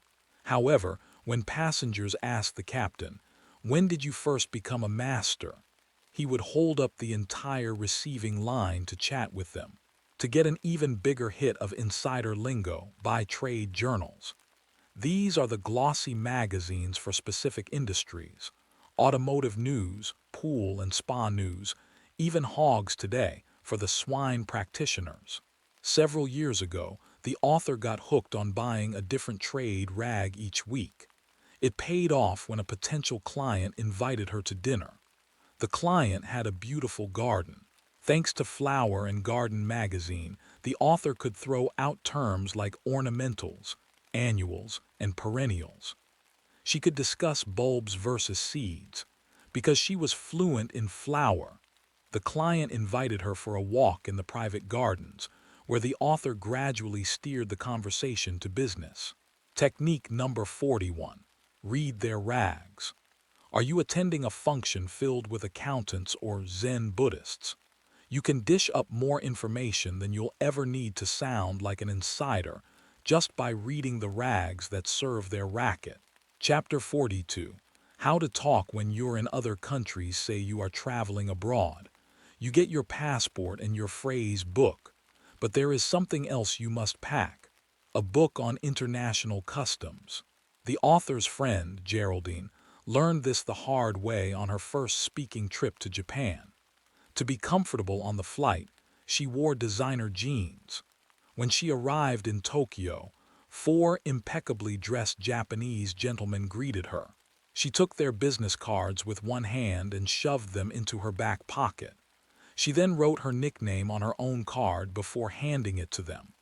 Later, at tea, she opened a gift they presented to her right in front of them, squealed, "Oh, it's beautiful," and hugged each of the men. The men stood up, bowed slightly, mumbled sayonara, and left. Geraldine had committed a comedy of errors. Jeans. In Asia, you never meet clients casually dressed. Cards. You must treat business cards with reverence, holding them with both hands and studying them. Putting them in a back pocket is an insult. Writing on them is defacing them. The gift. In a land where saving face is critical, you don't open a gift in front of the giver in case it isn't as nice as the one they received. The squeal. In Asia, a lower tone of voice indicates higher rank. The hug. Absolutely unacceptable with a new client in Japan. Geraldine wasn't invited back. Technique number 42. Clear customs. Before putting one toe on foreign soil, get a book on do's and taboos. Before you shake hands, give a gift, or make a gesture, check it out. Your gaffe could gum up your entire gig. Chapter 43. How to talk them into getting the insider's price. On practically anything you buy, never underestimate human ingenuity when it comes to getting what you want. But instead of throwing tantrums to get a hotel room or a restaurant table, try bluffing for bargains. The author was once in an insurance broker's office. Mr. Carson was explaining policies to her in simple layman's terms. Then his phone rang. It was a colleague. Suddenly, Carson's voice changed. He became a palsy-walsy, down-home guy talking about umbrellas and floaters. He wasn't talking about weather or eye problems. He was speaking insurances. The author realized if Carson's colleague wanted to buy insurance, he would get a better deal. Why? Because the vendor doesn't have to do the work of explaining everything. When knowledgeable associates buy products, the vendor is reduced to a purchasing agent. For less work, he charges less. A little knowledge goes a long way. If you know the ropes, you won't get ripped off. Iggy, the author's housepainter, put it best. If you deal with them smart, their hair will stand on end. They'll say, "Hey, this is no babe in the woods, I better deal straight." Iggy taught her the lingo. Tell the painter, the walls need very little prepping. Prepping is the big markup item. Tell them, no cutting in. Tell them not to leave any holidays unpainted spots. If you don't have an Iggy, find one. Or visit the competition to learn the lingo. If you want to buy a diamond, don't go to your favorite jeweler first. Go to another one. Ask questions. Learn that jewelers say stones, not diamonds. The top is the table, the bottom is the cutlet. If it's yellow, it's cape. Flaws are inclusions or glets. And if you don't like it, don't say you want something better. Say you want something finer. Then, armed with your lingo, go to the store where you actually want to buy. Because you speak diamond, you will get a much better price. Technique number 43, bluffing for bargains. The haggling skills of ancient markets are alive and well. Your price is lower when you know how to deal. Before every big purchase, find a few vendors to learn from and one to buy from. Armed with a few words of industries, head for the store. Part 5. How to sound like your peas in a pod. Why? We're just alike. If you look up at a flight of birds, you will see finches flying with finches and swallows soaring with swallows. You never see a barn swallow hanging out with a yellow finch. Birds of a feather really do flock together. Humans are the same. It has been proven beyond a doubt that people are most receptive to those they feel share their values and beliefs. In fact, studies show that even when two strangers are told they are similar, even if they aren't, they like each other more. We are most comfortable giving our business and friendship to those we feel are just like us. This section offers techniques to create that sensation of similarity instantly. Chapter 44. How to make them feel you're of the same class. Just as birds move differently, the eagle glides, the sparrow flaps. People of different backgrounds move differently. The author has a friend named Jeannie who gives a seminar called How to Marry the Rich. Once, in a Las Vegas casino, a reporter challenged her to identify the wealthiest man in the room. At the next table sat three men in tailored suits, drinking single malt scotch. The reporter assumed Jeannie would pick one of them. Instead, Jeannie scanned the room like a hunting dog and pointed to a fellow in torn jeans sitting at a corner table. "He's very rich," she murmured. "How can you tell?" the reporter asked. "He moves like old money," Jeannie explained. She said there is moving like old money, moving like new money, and moving like no money. The man in jeans moved with the ease and confidence of big assets. People feel comfortable around those who move the way they do. If you are doing business with someone who sits with a straight spine and precise gestures, you should do the same. If they slouch and sprawl, you relax your posture. Technique number 44, be a copyclass. Watch people, look at the way they move. Are their movements fast or slow, jerky or fluid, classy or trashy? Pretend the person you are talking to is your dance instructor. Watch their body, then imitate the style of movement. It makes your conversation partner feel subliminally comfortable with you. Chapter 45. How to make them feel that you're like family. Have you ever been talking to a new acquaintance and thought, "Wow, we're on the same wavelength"? It is a fabulous feeling, like instant rapport. We all have dialects. Not just regional accents, but family and professional dialects. Family members use the same words. Associates in a company talk alike. Everyone you meet has their own language that distinguishes them from outsiders. To create instant rapport, you must use their words, not yours. Suppose you are selling a car to a young mother. She tells you she is concerned about safety because she has a toddler. When you explain the door locks, do not say child protection lock. Say toddler protection lock. When mom hears toddler coming from your lips, she feels you are family because that is the word she uses. If you use the wrong word, you are an outsider. The author's friend Phil learned this the hard way. At a party, a woman proudly told the group about the wonderful new ski chalet she had just purchased. "That's wonderful," Phil said. "Where exactly is your cabin, Kerplunk?" Phil had insulted her. To him, cabin was a beautiful word associated with his childhood, but to the skier it was the wrong word. She preferred chalet. Phil lost points because he didn't echo her specific vocabulary. This applies to professions too. A model talks about bookings. A musician talks about gigs. A boat owner refers to his boat as a she, never an it. Technique number 45. Echoing. Echoing is a simple linguistic technique that packs a powerful wallop. Listen to the speaker's arbitrary choice of nouns, verbs, and adjectives, and echo them back. Hearing their words come out of your mouth creates subliminal rapport. It makes them feel you share their values and experiences. Chapter 46. How to really make it clear to them. The author recently had to make a presentation to 15 men in a corporate meeting. She was prepared with facts and figures, but when she opened the floor for questions, things fell apart. The men started using football analogies. "Did we drop the ball on that one? Can we make a fumble recovery? We need a Hail Mary pass to save the deal." The author was confused. She had to ask what a Hail Mary pass meant. The men smiled condescendingly. She had lost her momentum because she didn't speak their language.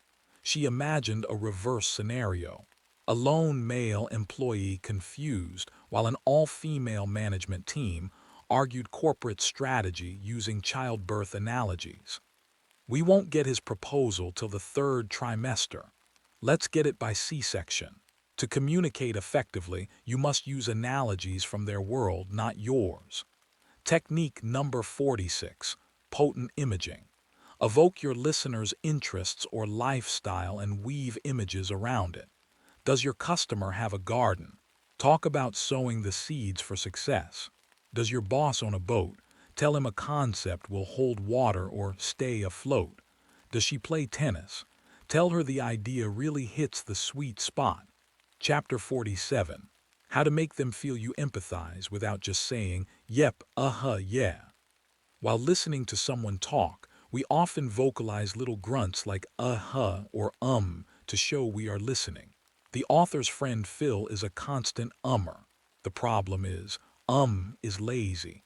It doesn't prove you are really listening. Men are especially guilty of this. To test Phil's listening skills during a monologue, the author once slipped in, "Yes, this afternoon I think I'll go out and get tattooed all over my body." Phil nodded and said, "Uh-huh." To be a top communicator, replace your grunts with full-blown empathizers. Technique number 47. Employ empathizers. Don't be an unconscious ummer. Vocalize complete sentences to show your understanding. Dust your dialogue with phrases like, "I see what you mean," or "That's a lovely thing to say." It proves you are tracking the conversation and impresses your listener. Chapter 48. How to make them think you see /hear /feel it just the way they do. We all perceive the world through 5 senses. But for each person, one sense is usually stronger. The author had a roommate named Brenda, a tap dancer. Brenda lived for sound. She once said she became interested in tap from the moment I first opened my ears. Most people say, "opened my eyes." Brenda was an auditory person. Others are visual. "I see what you mean. That looks good." Some are kinesthetic. "I have a gut feeling. I can't get a handle on it." To build rapport, you should match your empathizers to their primary sense. Technique number 48. Anatomically correct empathizers. What part of their anatomy are your associates talking through? Their eyes, their ears, their gut. If they say, "I see your point," you say, "It looks good to me," visual. If they say, "That rings a bell," you say, "I hear you," auditory. If they say, "I feel like," you say, "I can grasp that," kinesthetic. Match their mode to make them think you sense the world exactly the way they do. Chapter 49. How to make M think we instead of you versus me. You can tell the status of a relationship just by listening to the pronouns. Level 1, strangers, cliches about the weather. Level 2, acquaintances. Facts: we've had twice as many sunny days. Level 3, friends, feelings: I love these sunny days. Level 4, intimates. We statements: if we keep having this weather, it'll be a great summer. To accelerate intimacy, skip the first two levels. Jump straight to we. Technique number 49, the premature WE. Create the sensation of intimacy with someone even if you have met just moments before. Use the magic words we, us, and our prematurely. Ask a prospect, do you think we are going to prosper during this administration? Say to a stranger at a buffet, they really laid out a nice spread for us. It subliminally hints that you are already friends and creates a feeling of you and me against the world. Chapter 50. How to create a friendly, private joke. With them, lovers whisper phrases that mean nothing to anyone else. Business associates chuckle about shared experiences. These are private jokes, and they are the glue of relationships. The author's friend Daryl told her he grew up on a duck farm. He then performed a hilarious imitation of a duck, flapping his arms and quacking. The author laughed so hard she joined in, waddling around the room quacking with him. The next day when Daryl called, he didn't say hello. He said, quack. That one word brought back the laughter and the shared memory. It solidified their friendship. Technique number 50, instant history. When you meet a stranger you would like to make less of a stranger, search for some special moment you shared during your first encounter. Then find a few words that reprieve the laugh or the warm feeling. Now, just like old friends, you have a history together, an instant history. Part 6. How to differentiate the power of praise from the folly of flattery. Kids are experts at getting what they want. Perched on Papa's knee, a child says, "Oh, Daddy, you're so wonderful. I know you'll buy me that new doll." Or in the supermarket, "Mommy, you're the bestest mommy in the world. I know you'll buy me that chocolate munchie." From the hungry infant to the car salesman, compliments are the most endorsed method of getting what you want. Dale Carnegie famously wrote, "Begin with praise." But the business world has changed. Today, if your compliment is insincere or unskilled, it can wreck your chances of ever being trusted again. However, skilled praise gives a relationship immediate liftoff. Chapter 51. How to compliment someone without sounding like you're brown-nosing. The risk in giving a face-to-face compliment is that the recipient might think you are brown-nosing. If you lay a big one on your boss out of the blue, he might suspect you have an ulterior motive. The solution: deliver it through the grapevine. The grapevine is usually associated with bad news, but it can carry good news just as well. And when a compliment arrives via a third party, it is all the more delectable because it seems more sincere. Technique number 51, grapevine glory. Instead of telling someone directly of your admiration, tell someone close to them. Go to Jane's associate Diane and say, "You know, Jane is a very dynamic woman. Someday she'll be running this company." 10 to 1 odds, that comment will get back to Jane within 24 hours. Diane will tell her friend, "You should hear what so said about you." When Jane hears it, she knows you weren't trying to win brownie points to her face. You were praising her behind her back. Chapter 52. How to be a carrier pigeon of good feelings. Carrier pigeons have a valiant history. One famous bird, Stumpy Joe, saved lives in World War II and was stuffed and mounted in a museum. You can be a hero like Stumpy Joe by carrying good news. Technique number 52. Carrier pigeon kudos. Whenever you hear a laudatory comment about someone, don't let it end there. Remember the kudo and verbally carry it to the person who was complimented. If your colleague Carl says something nice about Sam, go to Sam and say, "You know, Carl said the nicest thing about you the other day." Everyone loves the bearer of glad tidings. You can also carry news clippings. If your friend Ned is a furniture designer and you see an article about furniture trends, clip it and send it to him. It is a way of saying, I'm thinking of you and your interests. Chapter 53. How to make M feel your admiration just slipped out. Here is a caress for someone's ego. Don't give a blatant compliment. Merely imply something magnificent. The author was once visiting an old friend in Denver. When he picked her up, he paused and said, "You've obviously been well." She felt terrific. He implied she looked good without saying it directly. Later that evening, she got into the hotel elevator with a maintenance man. He looked at her and said, "Gosh, ma'am, was you a model? When you was young?" Crash. The first part implied beauty, the second implied she was old. You have to be careful with implications. If you ask a passerby for a fine dining restaurant, you imply they have taste.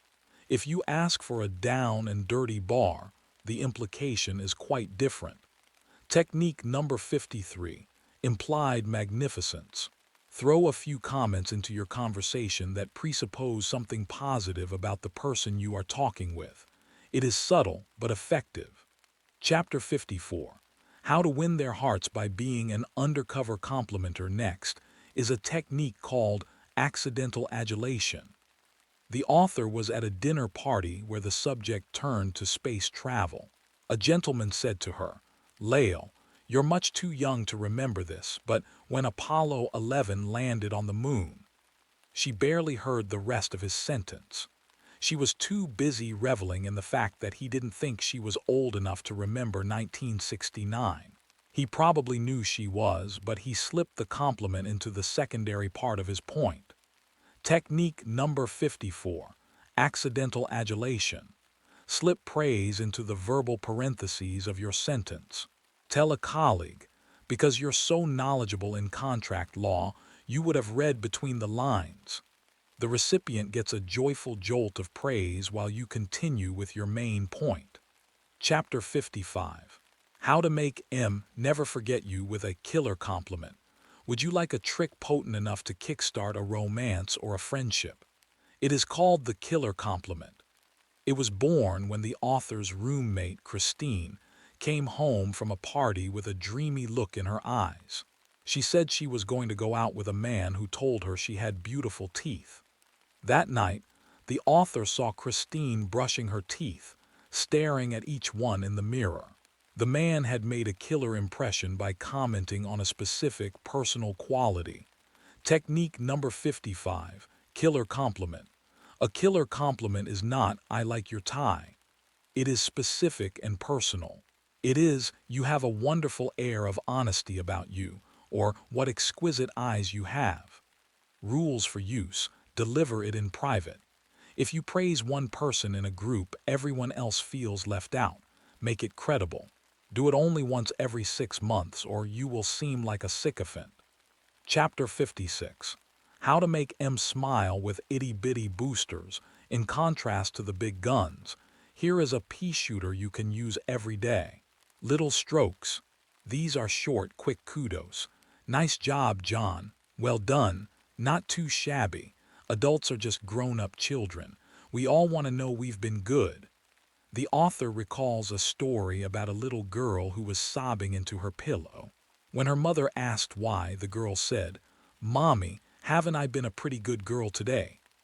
The mother realized she was quick to correct her daughter when she was wrong, but when she was good, she hadn't noticed. Don't make the adults in your life sob into their pillows. Technique number 56. Little strokes.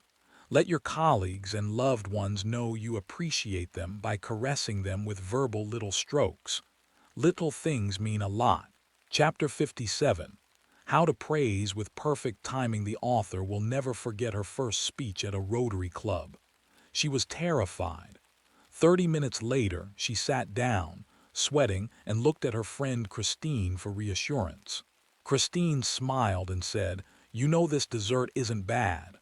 Dessert? The author wanted to scream. Minutes later, Christine told her the speech was great, but it was too late. The crucial moment had passed. Technique number 57.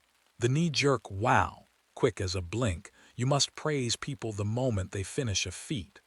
Whether they just negotiated a deal or cooked a turkey, the moment the winner walks out of the arena, they want to hear only one thing.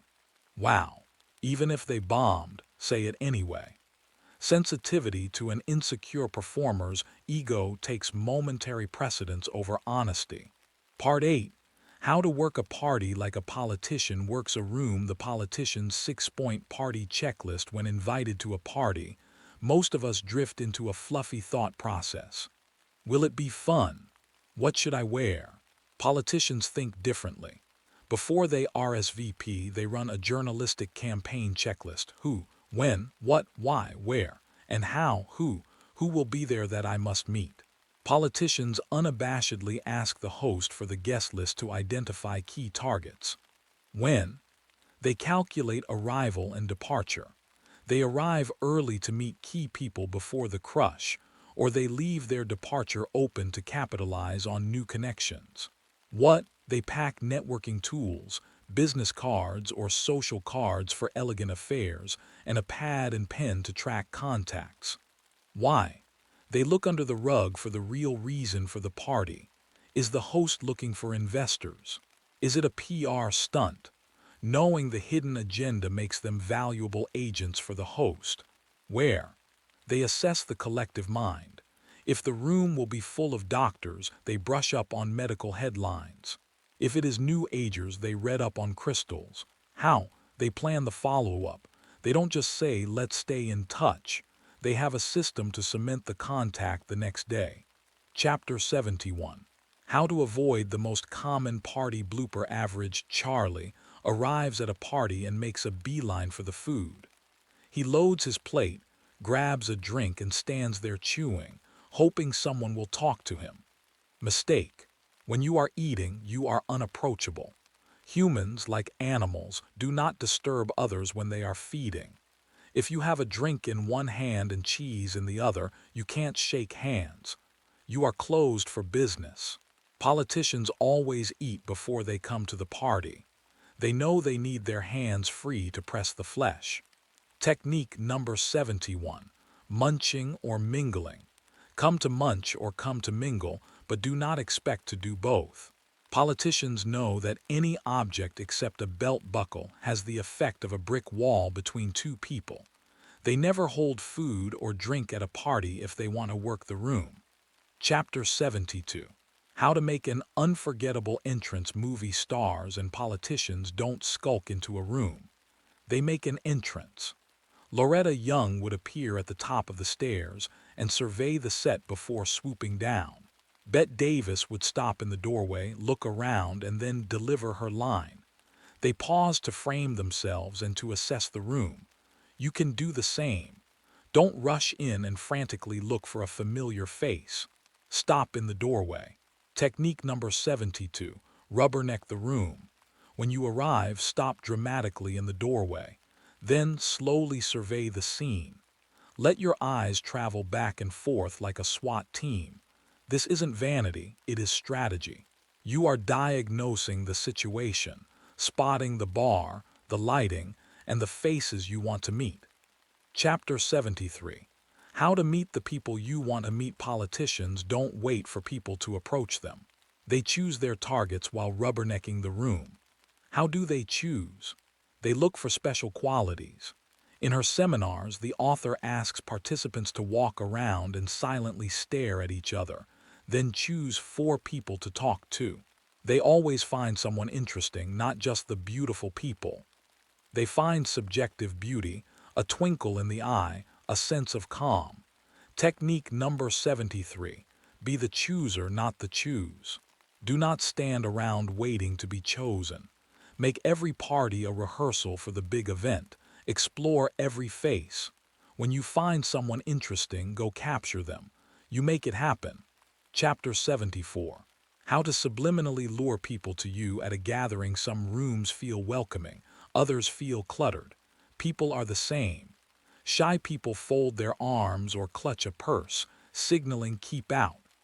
Open people arrange their bodies to say, come on in. The most expressive parts of your body are your wrists and palms. Open palms signify acceptance.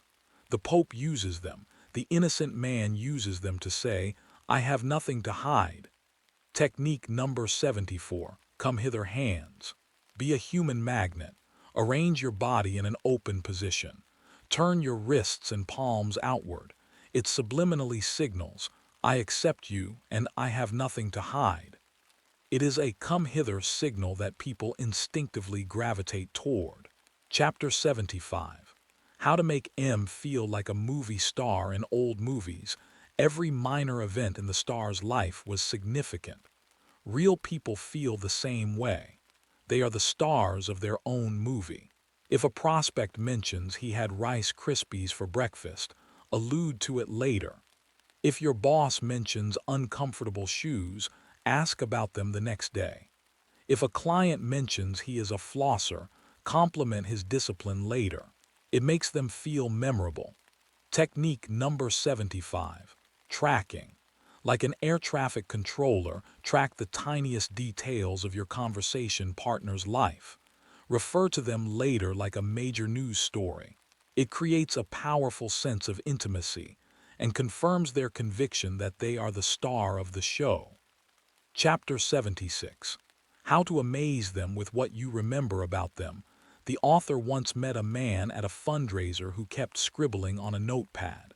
Later, he approached her, asked what she was drinking, Sansera, and then walked away and scribbled again.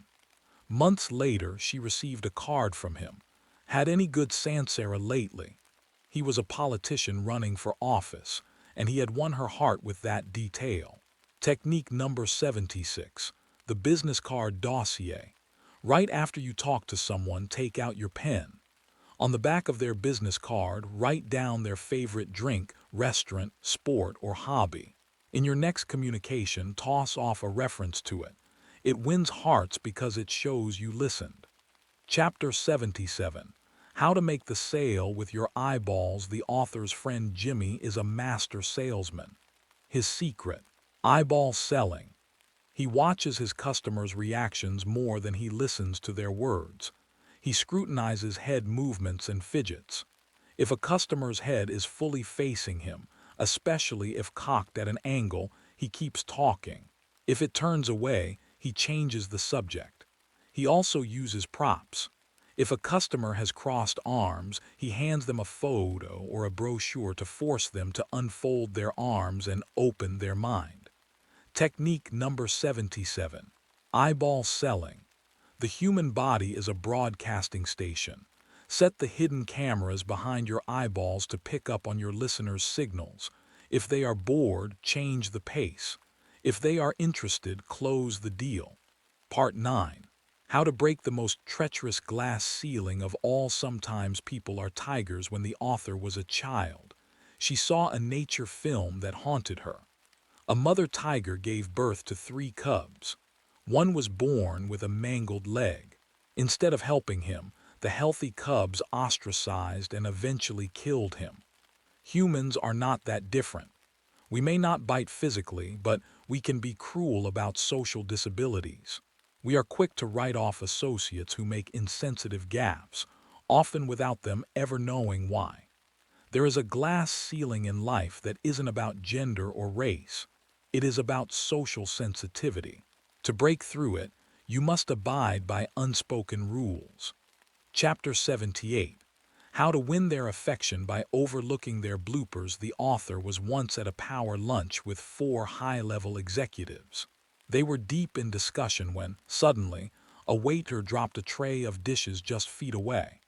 A hot baked potato rolled under the table and hit the CFO's foot. The entire restaurant turned to stare. The waiter was humiliated. But at the author's table, not one executive blinked. They kept talking as if nothing had happened. They completely ignored the chaos. Later, the marketing director knocked over her coffee cup. Without missing a syllable of her presentation, she dabbed the puddle with her napkin. Her colleagues didn't even look down. Big players see no bloopers and hear no bloopers. They ignore their comrades' minor slips and fumbles. Technique number 78. See no bloopers, hear no bloopers. Cool communicators allow their friends and associates the pleasurable myth of being perfect. They simply don't notice spills, slips, or fumbles. They never say whoops or butterfingers. They let the victim suffer in silence, preserving their dignity. Chapter 79. How to win their heart when their tongue is faltering. It happens all the time. Someone is telling a story, and just before the punchline, a distraction occurs. A waiter arrives, a phone rings, or a new person joins the group. The story is aborted. Most people forget the story. The speaker is left hanging, feeling foolish. Here is where you can be a hero. Rescue them. Technique number 79. Lend a helping tongue. Whenever someone's story is interrupted, let the interruption play out. Then, when the group reassembles, turn to the speaker and say, "Now please get back to your story." Or, "So what happened after the?" The gratitude in the storyteller's eyes will be your reward. Chapter 80. How to let them know what's in it for them. Everyone is constantly tuned to the radio station WAFM. What's in it for me? Sales pros know this. They don't start with features, they start with benefits. Big winners reveal what's in it for you right away. If you hide your agenda, you are labeled a sly fox. The author once invited an acquaintance, Sam, to lunch, hoping to consult him on business. She told him, "Sam, I'd like to pick your brain in exchange for a great lunch." She laid her cards on the table. Sam agreed, but then turned the tables. When she arrived, there were 10 other people there. Sam wanted them all to give free presentations for his organization. He hadn't revealed his agenda. The author felt tricked and refused to help him. Technique number 80. Bear the buried WIFM. Whenever you suggest a meeting or ask a favor, divulge the respective benefits immediately. Reveal what is in it for you and what is in it for the other person. If you hide your agenda, you lose trust. Chapter 81. How to make them want to do favors for you. Susan Evans, a real estate mogul, received a call from her brother-in-law, Harry. Harry wanted Susan to talk to his young cousin about a job. Susan agreed to take the cousin's call. 4 minutes later, her phone rang. It was the cousin. Susan was taken aback. Harry hadn't wasted a second. It seemed too aggressive. By jumping immediately, the cousin and Harry showed a lack of sensitivity to Susan's schedule. Technique number 81. Let him savor the favor. Whenever a friend agrees to a favor, allow them time to relish the joy of their beneficence before you make them pay up. Wait at least 24 hours before acting on it. Chapter 82. How to ask for favors and get them. The author asked a friend, Tanya, for a favor regarding celebrity contacts. Tanya helped, but then immediately said, "I'm sure you'll find a way to pay me back." 2 days later, Tanya called to cash in the favor, asking to stay at the author's apartment. While the author would have done it anyway, the explicit tit-for-tat tarnished the friendship. Technique number 82. Tit for wait. Wait, tat. When you do someone a favor, wait a suitable amount of time before asking for one in return. Let them enjoy the fiction that you did it solely out of friendship. Chapters 83-85. The 3 safe havens. There are 3 sacred places in the human jungle where even the toughest tiger knows not to attack. Technique number 83. Parties are for prater. Parties are for pleasantries, not confrontations.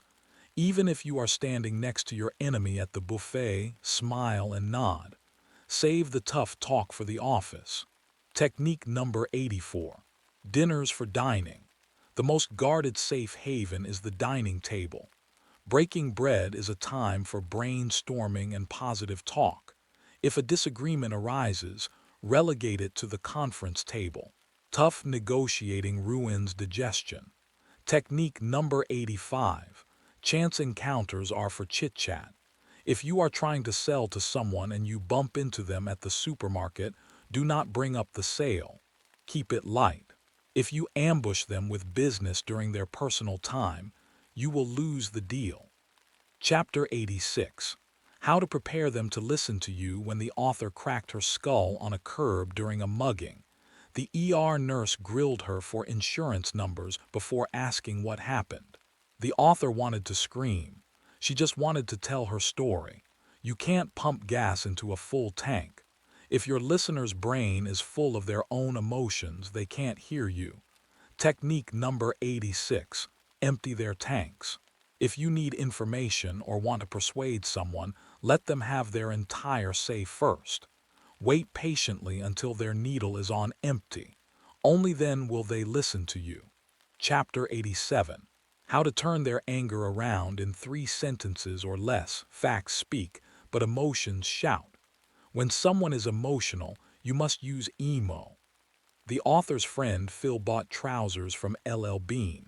On a big date, the pants ripped down the middle. He was mortified. When the author called customer service to complain, she expected a fight. Instead, the agent said, "Oh, that's terrible. He must have been mortified." By validating the emotion, the agent diffused the anger instantly. Technique number 87. Echo the emo. Hear their facts but empathize like mad with their emotions. Smearing on the emo is the only way to calm an emotional storm. Chapter 88. How to make M like you, even when you've messed up. When you make a mistake, it is an opportunity. The author once broke a client's vase. She replaced it the next day with a much more expensive one, filled with roses. The client now smiles every time she sees it. Technique number 88. My goof, your gain. Whenever you make a boner, make sure your victim benefits. Don't just correct it. Give them something extra so they are delighted you messed up. Chapter 89. How to trap a rat with Class A socialite named Lady Stephanie caught a guest stealing a Fabergé egg from her foyer. Instead of calling the police, she walked up to the thief and said, "Oh, I'm so happy you were admiring my egg. You must have wanted to see it in the sunlight." She gently took the egg back, saving the thief's face but retrieving her property. The thief never returned, but Lady Stephanie kept her dignity. Technique number 89. Leave an escape hatch. If you catch someone lying or stealing, unless you must arrest them, let them escape with their dignity. Confronting them often just makes enemies. Catch them, correct them, but let them save face. Chapter 90. How to get whatever you want from service personnel. How do you get the best service from a clerk or mechanic? Compliment them to their boss. The author once told a Staples employee, "Wow, you're great. What's your supervisor's name? I want to write a letter." The job was done 2 days early. Technique number 90. Buttercups for their boss. The surefire way to make a worker care enough to give you their very best is to send a complimentary letter. A buttercup to their boss. Chapter 91. How to be a leader in a crowd, not a follower. Spies look for the first person to clap. Why? Because that person is a leader. Technique number 91. Lead the listeners. Be the first to applaud or agree. Big winners recognize fellow winners when they see them leading the crowd's reaction. Chapter 92. How to make all the right moves. Relationships are like a scoreboard. If you mess up, you lose points. If you do favors, you gain them. You must constantly monitor the score. The author's friend Laura ignored the scoreboard when dealing with the supermarket tycoon, pestering him with details instead of showing gratitude. She lost the deal. Technique number 92. The great scorecard in the sky. Any 2 people have an invisible scorecard above their heads. The player with the lower score must pay deference to the one with the higher score. Keep your eye on the score, or you will be thrown out of the game. Conclusion. Excellence is not a single act. It is a habit. The author once saw a professional skier gracefully sidestep to let her pass on a trail. He didn't think, "Look at me," he thought. "Let me make room for you." That is the difference. Big winners make small, smooth moves that lift others up. These 92 moves create your character, and your character is your destiny.